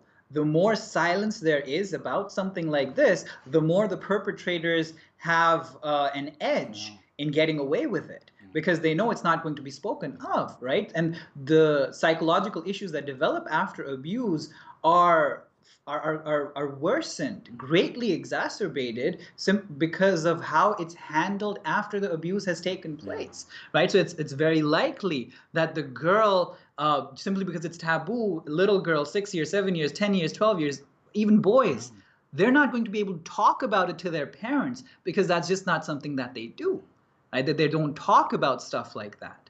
And so if they're tortured inside, they can't express it. If they're being abused regularly, there's no adult help that they can seek. There's a possibility that there will be they will be told off. Yeah. And we have had cases like this. They're very prevalent, actually, that when the mother finds out, she starts by blaming the girl herself. It's your fault. And you're just not leaving any chance. And it is a manifestation of Allah's grace that not more people are psychologically unwell, or not more personalities are ruined than what we actually do see. Logically, it should have been a whole lot more. When they do this blaming, is that out of shame of the community, or the other reasons? Because I've seen that quite a bit in Desi communities, this whole thing of like, if there's an abuse case, they, shh, like, or it must be, what the hell were you doing? Like blaming the, is that just out of fear of the community? Log kya kahenge? Is that what will people say? That's a very important, dimension of it, that now your honor is going to be put in, our family's honor Like is going to be who put in will disrepute. eventually marry you? That kind of thing. Yeah, that kind of, precisely. And I feel that this, I mean, I don't know, you'd have a greater knowledge, but this is my perception, that when it comes to children abuse, children sexual abuse, like child sexual abuse, that there are perhaps many more boys being sexually abused because people feel that they can get away with it with the boys.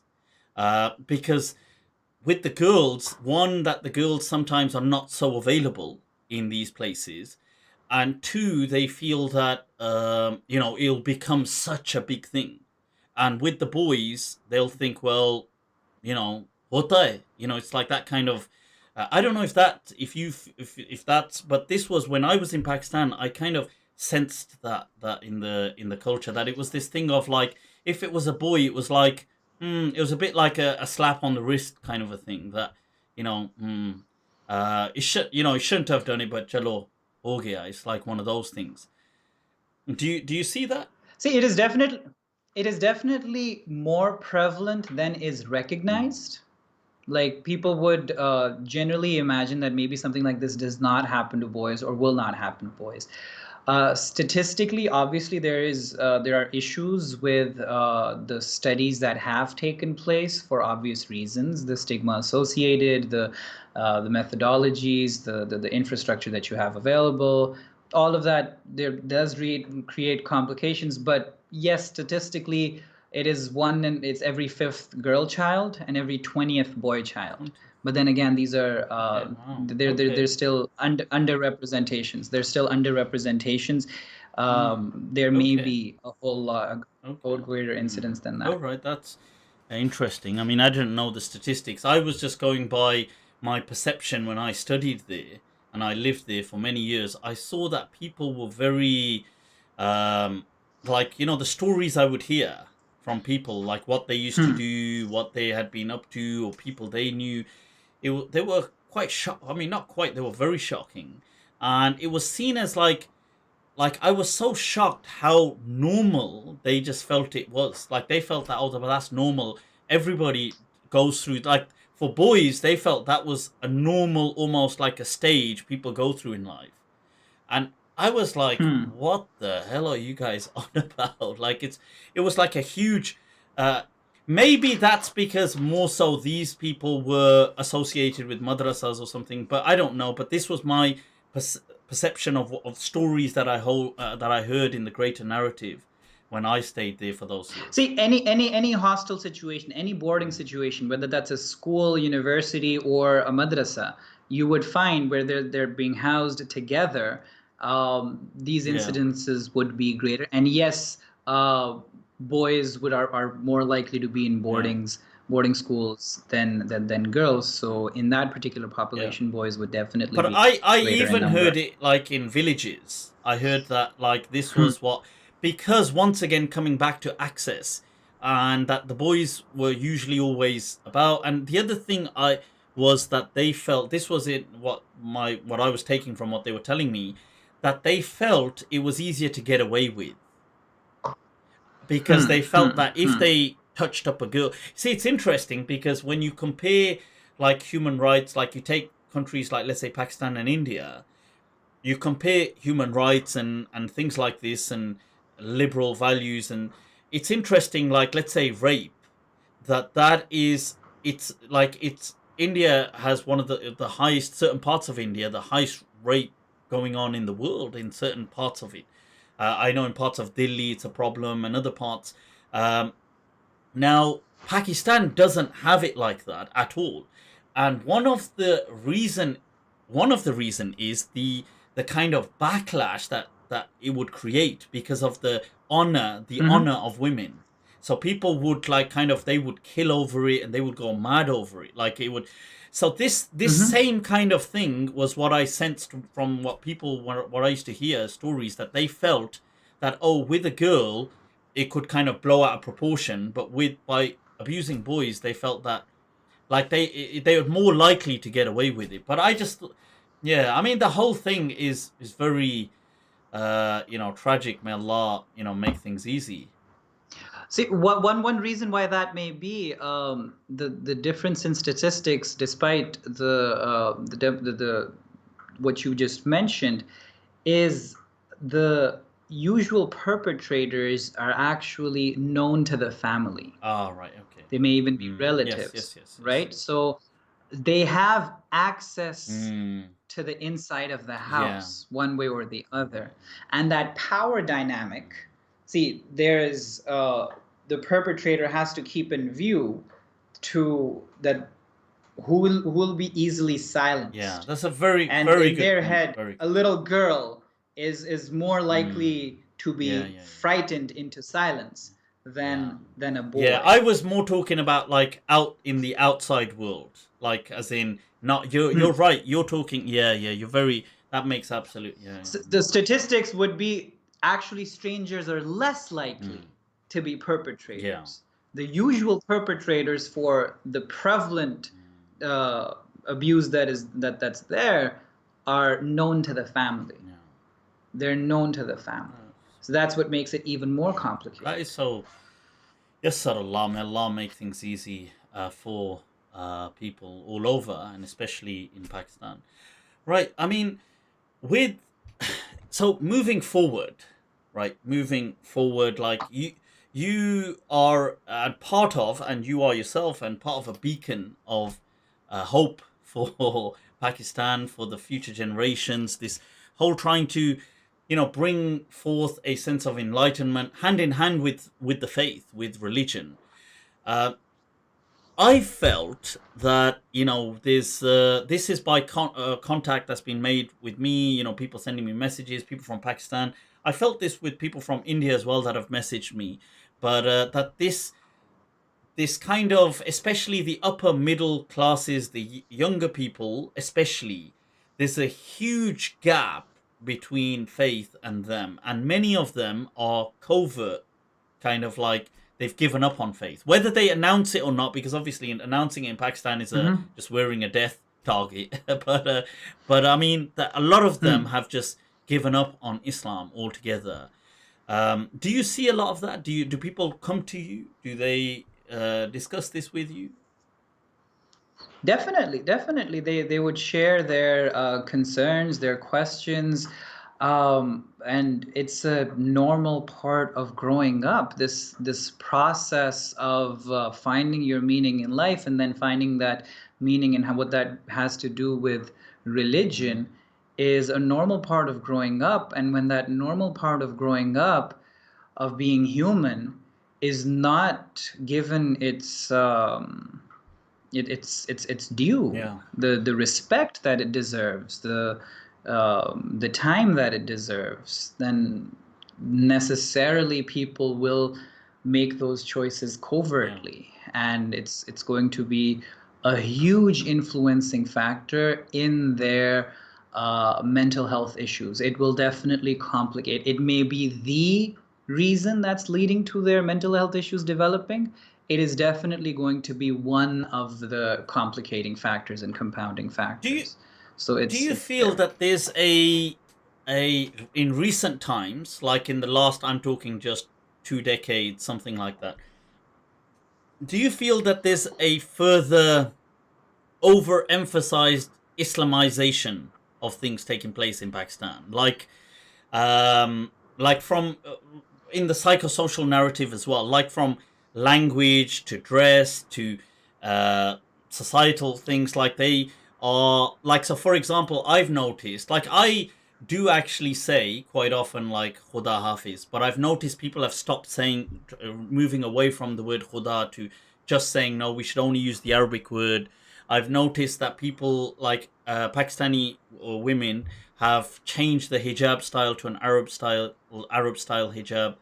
I've noted We don't say Ramzan, we say Ramadan. And they tried to say Ramadan Kareem as well. I've noticed on some of the things. I mean, there's nothing wrong with these things per se. They're fine, but I feel, is this an artificial attempt to, look, let me put this to you. Some people, I was having a discussion with somebody, a friend of mine, Indian Muslim, and he was saying to me that, look, we're speaking on like issues India, Pakistan, and this came up, that he said, look, if you that this is from that analysis, like this kind of analysis, that you see Pakistan has to, if it doesn't, like, if you take away, like his point was this, like, if you take away Islam from the Arabs, they're still Arabs.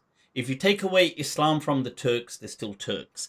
If you take away Islam from Pakistanis, they are then just Indians. And in order to remain Pakistani, the thing that's demarcating that distinction to them is only the faith. So they have to overemphasize the faith to artificially create and forge an identity. So I was thinking about it. I mean, I don't know what your thoughts are on that. It's an interesting kind of analysis. I mean, what would you think, tying it in with this? In recent maybe 2 decades, there's there is a kind of Islamization. I've felt, I could be wrong, but I've just felt this. See, the development of the independence of Pakistan, and then the whole process, the history before, and then how Pakistan has like these 73 years come along the way. Is it 73 years now? 73. Wow. It's 73 There's years going to be now. 73 sects. All of them are in the hellfire. Except one. One per year. One per year. Yep. What was that? Firqatun Najiyah, that's it, yeah. So there has been this emphasis. It is unfortunate. See, one of the beauties historically that we see of Islam is how it has been able to assimilate and relate with every culture that it has gone to. True. Yeah. Right, and I don't think it manifests any more beautifully than it does in the Indian subcontinent. Sure. Yeah, I agree. Right, the way the tradition that we have, and to now start stripping off those elements of the subcontinent Islam, and to say that there is no such thing, is to take away a huge chunk of history in search of this puritanical, pristine Islam of the ages of like 14 centuries ago, which it's, how do you relate with 14 centuries ago if you just bypass the even what tradition? You're attempting to relate to is just a version narrated to you. It, in other narrations, it was not what you think it was. And because, like, we could take as an example, even if you take subtle things, like look at Urdu. Now, Urdu is the national language of Pakistan. Now, I do feel, on a side note, sometimes, on a side, this is an interesting question. Let me ask you, they use, and I don't mind this because obviously it's easy for me, they use a lot of Arabic words more and more in formal Urdu, to kind of pass it off as distinct to Hindustani and the whole thing. And so, but do the public actually understand these words? Because I've thought to myself, come on, I understand them because I understand Arabic, but does the public really understand this kind of, like, they'll say, like, here, I don't know, like, mu'attal karna ya kisi cheez ko. Like, I remember when they had, when that thing happened with the, I've forgotten his name now, the Indian pilot, they were handing him over. So they were saying, okay, usko, they're going to hand him over at, let's say, 5 o'clock in the morning, 5 baje subah. But they didn't write subah, they wrote 5 baje ala subah. In the news, like, I was reading and I thought, ala subah. I thought, acha, but Arabi jar. It was like, I thought, but the awam wouldn't understand ala subah, but maybe they can make it out. But that's just a quick point. That wasn't my main point. But does the public actually understand this level of Urdu? Mostly we don't. Mostly we don't, unless किसी ने थोड़ी बहुत अरबी के साथ, we've struggled with a little bit of Arabic here or there. And see, this is actually not very different from the religion and science problem. Okay, when the self can't relate with the other, and if the self is religion and the other is science, if you can't make those relationships, then any relationship that self has made historically, naturally you're going to start having to chop those off as well. Exactly. And what you're going to be left with is this, there was this meme on the last Arab on earth. And he had a sword in his hand and he had a sword in his leg and he was fighting. Himself. Yeah, I did see that. I was going to, I got distracted with that point there, the Urdu thing. But I was going to say is that, look, you've got Urdu, beautiful language. But I find in Pakistan, I mean, I could be wrong about this because I don't live in Pakistan, but this is my perception through social media, through things when I did live there, is that Pakistan, although it celebrates Allama Iqbal, I don't find them celebrating Ghalib or Mir, who are like or Dar Dehlawi or Zawq, or just because, and I feel this is because they were from Delhi and they kind of think.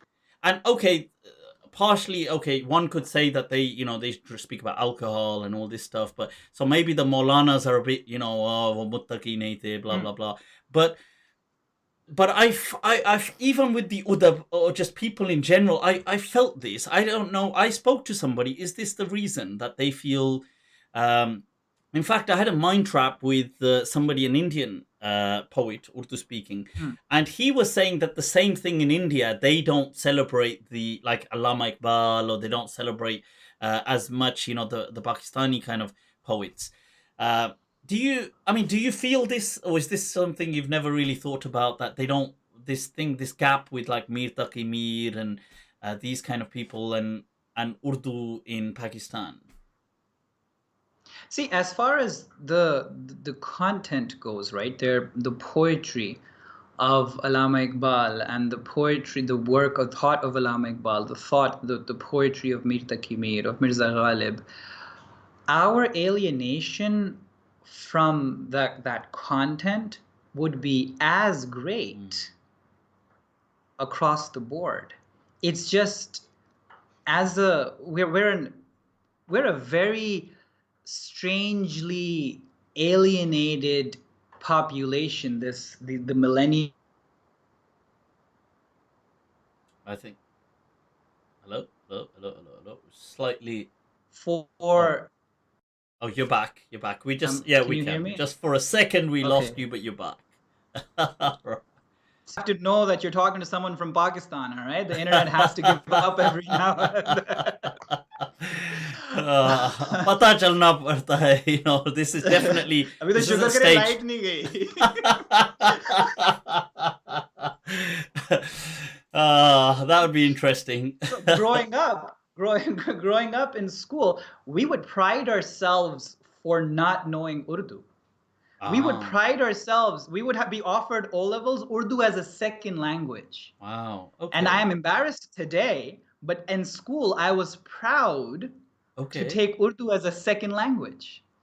Okay. And wow. that's the way we were, like, for us as elitist schools, for the going to getting our O-levels and all of that, speaking English, and where that was the thing. So wow. So that's your kind of background, coming from all of that, very English speaking, the whole thing, growing up with that. That's the majority of our schools now. You're going to become doctors and engineers. If you've gone to an Urdu medium school, forget it. You don't have a professional career ahead of you. Yeah. You don't have a professional career ahead of you. And it gets worse, right? It's not like we have much of a connection to the English tradition or the Western tradition. The university student today would be just as ignorant of Freud as they would be of Allama Iqbal. Yeah. Right? Allama Iqbal, more than lappe aati hai dua, we don't know. Right? Pahad aur bakri, makda aur makhi, that's all we know. That was thrust down our throats in the younger classes. That's it. Most people don't even know that there is a book called Reconstruction of Religious Thought in Islam that Allama Iqbal authored. They don't know that.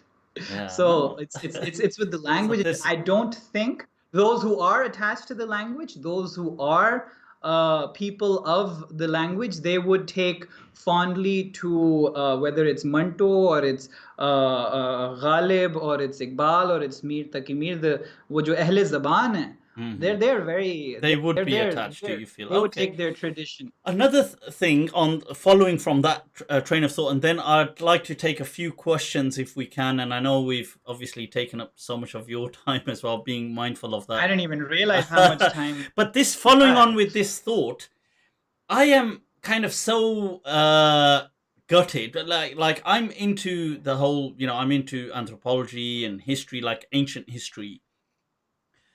The Indus Valley civilization, yeah. So you've got in Pakistan today Mohenjo-daro, you've got the Harappan civilization kind of findings, and I know in India they've found Rakigiri and some other places, but I feel that in Pakistan, like this is arguably the oldest, amongst the oldest known civilizations on earth, and the most intriguing.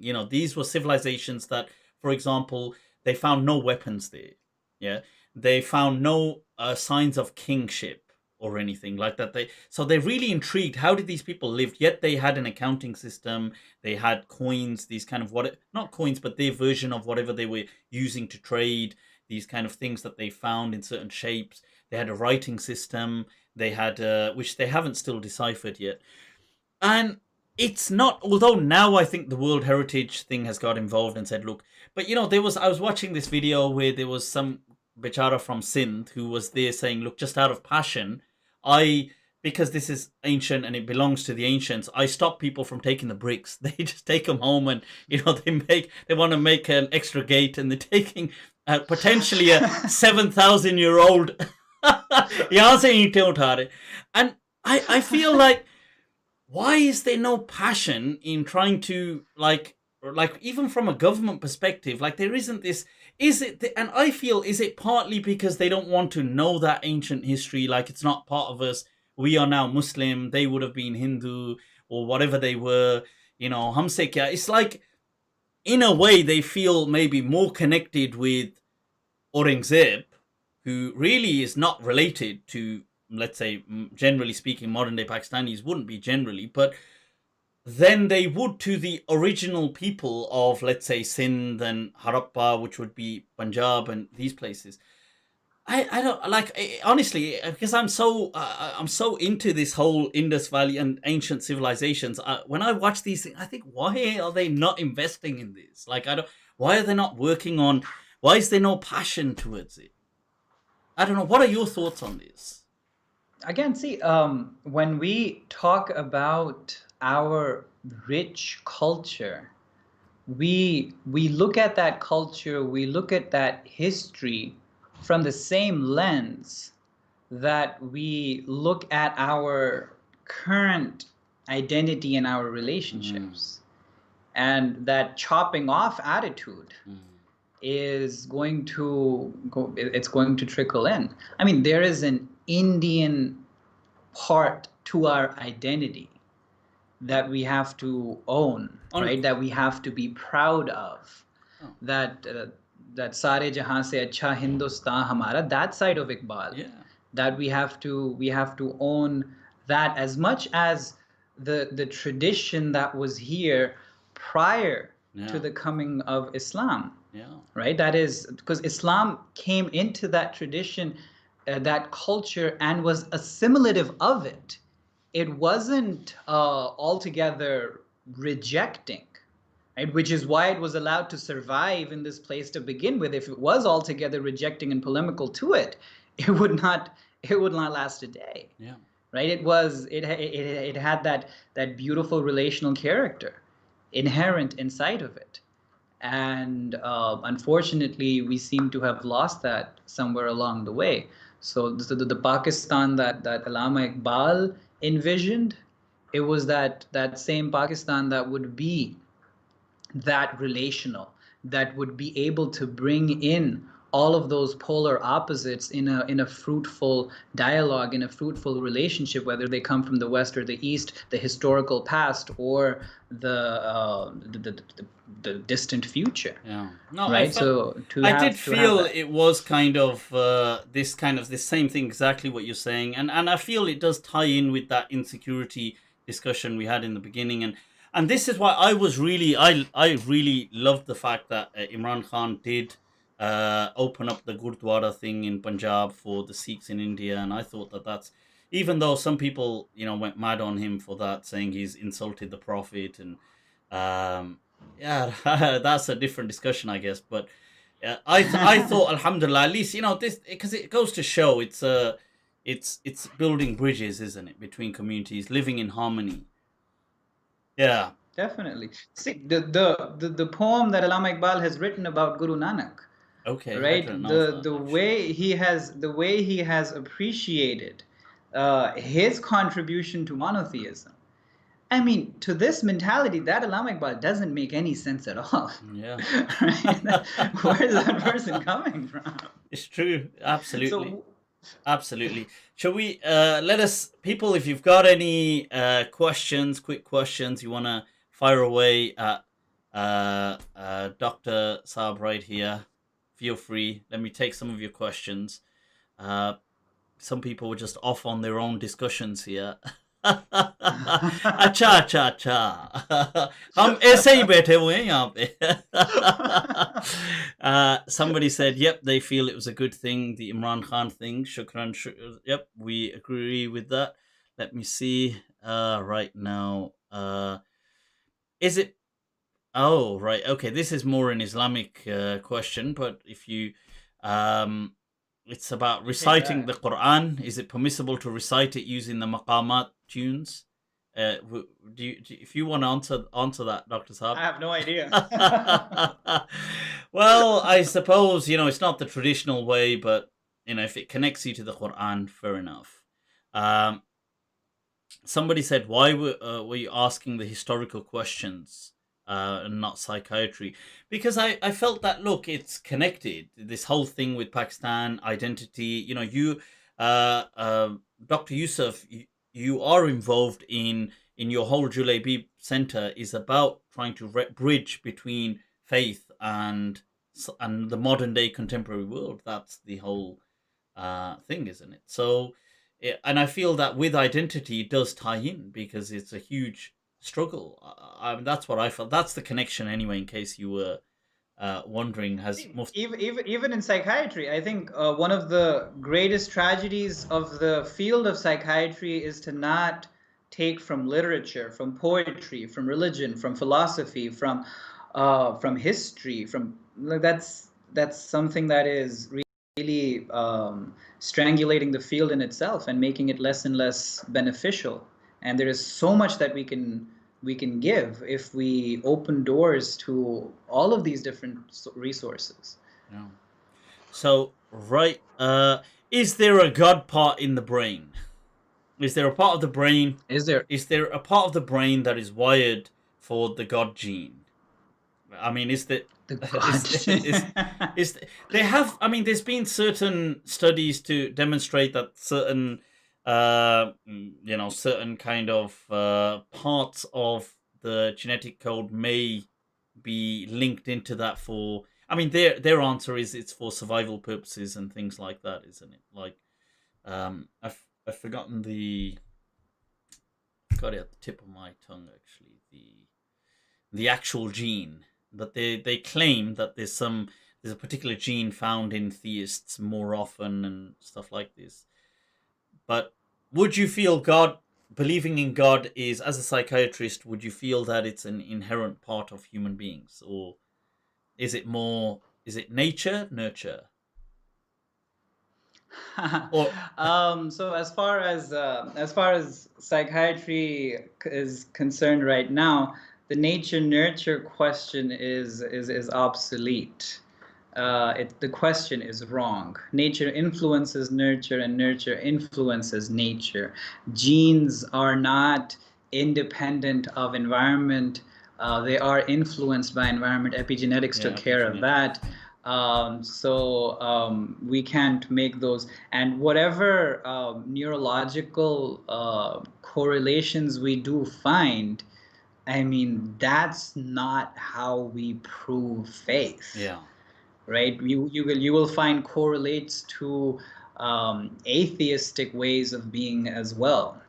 Right? And correlation is not causation. We have, you know, that entire Of course. narrative as well. All right. Yeah. So somebody said, yep, it's 50-50. Please, my question. I don't know what your question is. Somebody said, please answer my question. Then they've not answered the question. They've not asked the question. I don't know what your question is. So,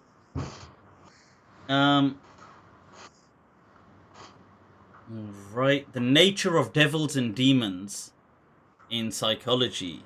I think you kind of did mention that, but would you like to answer from your psychological perspective the nature of demons and devils?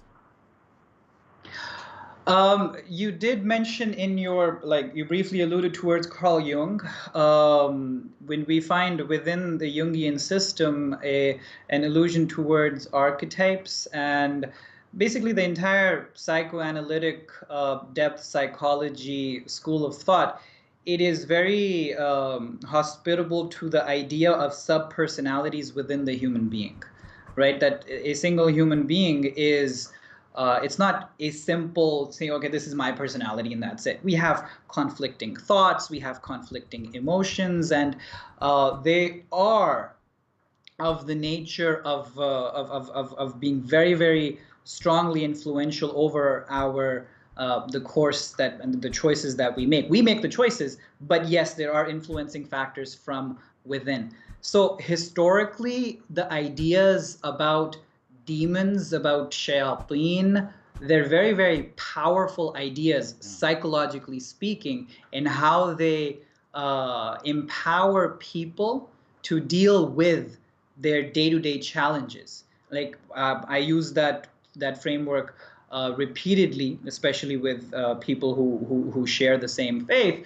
That, you know, that can be used as scapegoating as well. We have to, that's not conducive towards mental health, that you just attribute everything towards demons or demonic influences and all of that. That there's that. But then there is also, okay, I get thoughts and they're incredibly evil thoughts, but they don't have to define me, and my choice and my action can be independent of that. That's very, those are very useful tools to develop on. Zeba has asked sometimes it feels, I think she's saying Frank says, sometimes it feels there is no bad in this world, and then you hear something or remember something bad, and then you think there is not any good in this world. Right. Okay. Frank or Frankl? I'm not quite sure. Frank. Unless she's referring to somebody in the comments. Oh, I thought she was speaking about Frankl. But now it's about the comments. Okay. Right. Why is psychiatry regarded as the lowest of medical practices in Pakistan? Lowest in what sense? In terms of... like it's not given the... Like it's not seen as prestigious or as the other... Like if you're a heart surgeon, or if you're... I suppose a heart surgeon is different, but, you know... But even if you were somebody else dealing dealing with something else. But if you said I'm a psychiatrist, they probably think, acha. Yeah, you couldn't get it anywhere else. There's a lot of reasons for that. First, the stigma associated with mental health issues extends towards the field itself, the mental health professionals. It's a very commonly held belief that आपके मरीज भी पागल होते हैं, आप भी पागल होते हैं, that your patients are crazy, and looking after crazy people your entire lives, you become crazy. So that's also a commonly held perception. It's definitely not very lucrative. It is, you don't make as much as orthopedic surgeons or gynecologists. Is it not on the same scale as the other? No. Oh, right. Okay. The money is in the procedures. The money is in the procedures.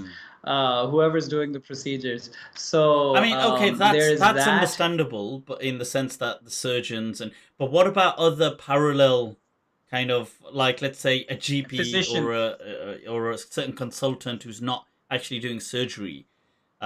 Is it still way below them? Is there still a disparity between the? As far as, again, there would be an entire spectrum. The really good psychiatrists would be, really, they would be charging an arm and a leg as well. But then again, there's the amount of time that a psychiatry patient needs or should be given, right? That would balance out. So a physician would spend 20 minutes with a patient, or a cardiologist would spend 20 minutes.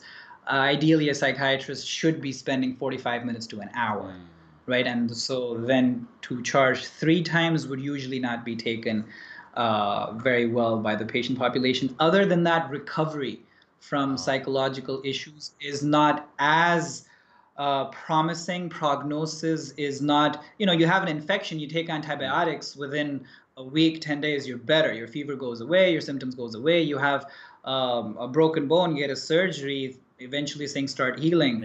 With psychological problems, they're not that straightforward.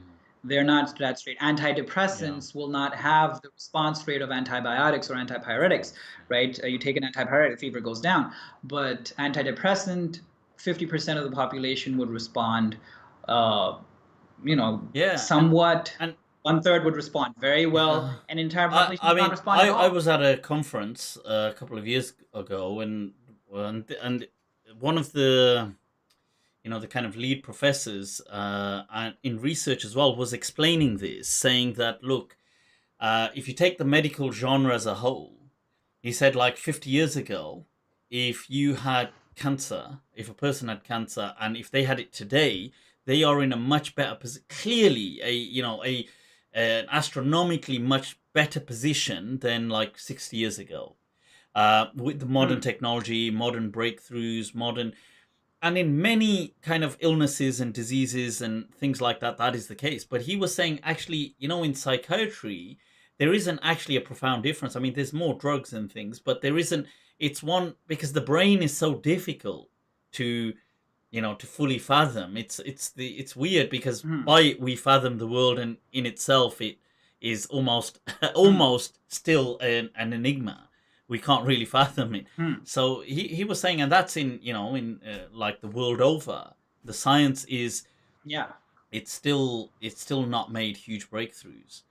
But see, and there's another dimension to it. So for a typical psychiatrist in the US, and this is actually from the textbook of psychiatry, they would say that psychiatry for the best part of the 20th century was wasting its time, I'm paraphrasing obviously, but something to the same effect, going in the direction of psychology. Whereas what we should have been doing is going in the direction of neurology. Right. Okay. Right? More and more brain, more and more chemicals.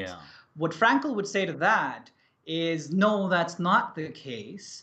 What we have been messing up is in this reductionism, is in this nothing butness that has crippled us. We are not looking at the biological dimension appropriately, because we're not looking at the psychological dimension and the spiritual dimension appropriately. We have to give all 3 dimensions their due. Then and only then will we be able to make real progress. You cannot ignore the kidneys and only focus on the heart and the liver and expect that you're treating the entire human body. Yeah, no, absolutely.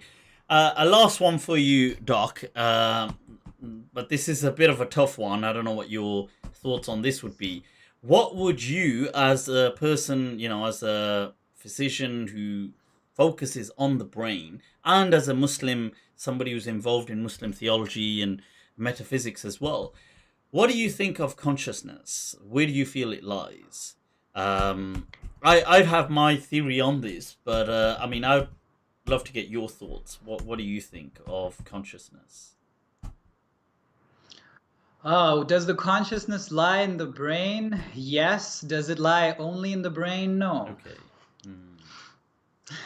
Simple answer to a very difficult question. You see, I feel personally consciousness is the ruh. And I feel that consciousness is actually out there, but we kind of tap into it like a device, like the way a phone will receive a signal. And then from the Islamic perspective, I would feel that they are connected. How they're connected, I don't know, but this then creates that, al-arwah junudun mujannada, that they are somehow connected. And how would you relate that to the body mind or the body spirit dualism? yeah, because I would feel that there is definitely a dualism in the sense that the life that is coming into us, not the biological life, but the consciousness thing, is actually external. It's a non-local consciousness. So it's a non-local ruh that we kind of tap into. That's what I would feel. And I would feel that this is, like from the sense of Allah saying, وَلَقَدْ نَفَخْنَا, that we breathed into Adam this ruh. This is what triggered consciousness. Because I would feel that before Adam, they were hominins, that were Homo sapien. They just didn't have the cognitive revolution of consciousness. So that's my kind of take on it. I don't know if you've ever thought like that, or if you've... See, I wouldn't venture an opinion as such, but I would say that in my reading, both Frankl and Iqbal, in their description, they would steer clear of dualism. They would steer clear of dualism. They would relate mind, body, spirit in different ways. How? I mean, maybe some other time. Sure. No, absolutely. No, that's a very lengthy and a very tricky kind of question. It's called a hard problem of psychology. Absolutely. It's an absolute hard problem. Irresolvable. Doctor, you're taking it there again. It's been it's been an absolute pleasure. Before we go, where can people reach out to you if they want to know more about you? I have put up the website in the YouTube link as well. But tell us, if people want to reach out, they want to find out more what you're doing. Maybe people in Pakistan that are watching this that want to connect with you as well, or worldwide. What should they do? Throw it at us, Doc. They can throw it at us with some antidepressants. They can reach me on my Facebook page with my name as it's spelled here, Dr. Yousuf Raza. They can reach me on my email. The web address is given, yusufraza.com. My email would be yusuf@yusufraza.com. So Twitter would be Yousuf Psych, but I'm not too used to all of those platforms. Facebook and email is what works for me best. And will you prescribe free antidepressants to us? I'm joking. Oh, a very 10 milligrams escitalopram.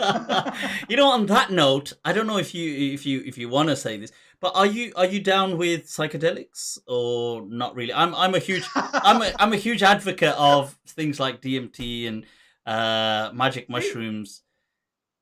What do we call mushrooms in Pakistan? What do we call mushrooms? I think the part of the society that they're prevalent in, they're still called mushrooms. Mushrooms? Nahi yaar. Yeah. Do they grow? They're not going to be used by baki wo chats, or they're not going to go beyond that. Yeah, okay, sure. I suppose maybe they're not that organic. They must be organic in some parts. But yeah, okay. But I take it you're not. Bhang and chats are more easily. No, but that's we have local that's the junkies. This is the gateway to consciousness. Ye to kuch aur hai. See, I'm gonna come from an angle where I've seen the worst manifestations of all of these drugs. I've seen how they've ruined lives, families. So I'll be very, very cautious. I do know that there is a whole lot wait. developing. When you're saying ruined lives, you're talking about things like these psychedelics, like magic mushrooms and things like DMT. I've not heard of them ruining lives. I've heard statistically they enhance lives, and they actually can treat anxiety, depression, things like that, actually. See, the part of the population here, particularly that will resort to those kinds of drugs, will never just resort to them. Yes, of course. Always going to be a cocktail. Yeah, I see. And when they do resort to them, obviously the necessary precautions are not going to be taken. Yeah. They're not going to be taken. So there's going to be... I've seen people who've come back from trips that they took, and then they had a lifelong anxiety to deal with. Oh, wow. That it worsened a state that was already there. Wow. And even though they're off the drugs, but the depression and the anxiety, I'm left to deal with. Wow, I see. Right? I see. So Wow. Okay. No, that's it's a very tricky it's a business. very sensible choice. You know, यही तो बात है, सुलझे हुए लोग हैं. You know, it's like me. मैं बस और बिगड़ता ही जा रहा हूँ, सुधरने की तरफ आता ही नहीं हूँ. It's like so, you know. But brother, I am giving you da'wah, okay? There's you know, there's a historic in India. They had this kind of psychedelic which they used to call in the Vedic tradition soma, and there's this huge research on what was the soma plant. I mean, maybe in another discussion, if you ever look into that, I'd be really intrigued. But there's a huge kind of discussion. You know, Graham Hancock and all these people who are researching ancient civilizations and the kind of entheogens. I call them entheogens, by the way. These are they're not hallucinogens. They are basically to connect with God. Entheogens. Allah. Right. So with that, people, we're gonna wrap this up. It's been absolutely awesome. I've benefited so much from you. Shukran once again. And I'm actually, seriously, I have to say this, people. I have to say this publicly. I'm actually I'm overwhelmed with the thought that in Islamabad you actually were watching watching my nonsense going on YouTube. मैं तो ऐसे ही बोलता रहता हूँ यार. I forget it's actually being live streamed, but it's an absolute honor to make this connect. And I really am. You know, whenever I connect with people that, especially when they're so distant and they've kind of been like watching some of my stuff or going over some of my things, I find it seriously, really, I don't just say this, it's a notanki nahi kar raha, I'm being honest. It is actually, you know, it actually touches, because I almost can't believe it in a way. I think, nahi yaar, no way. So shukran for taking your time out and for really... Thank you so much for having me. It was very, like, I honestly did not notice. I don't even know how long it's been. This has been now two and a half hours. It's been. Wow. So that was incredible. So guys, so I had a lot of fun. I learned a lot. It was a very, very incredible, stimulating discussion, informative discussion. You were so accommodative, magnanimous, and thank you for having me. I'm paying him to say all this, by the way. I'm gonna PayPal it after we finish. People, take very good care of yourselves. Do subscribe to do check out Dr. Yousuf's his webpage and also his social media sites. If you haven't already subscribed to mine, then just wait till you need antidepressants. I'm gonna put up my page. Do subscribe, make sure you like, click the notification bell. I've also launched my Patreon thing. Check it out, people, if you wanna get active on that side. Other than that, take very good care of yourselves. Assalamu alaikum wa rahmatullahi ta'ala wa barakatuh.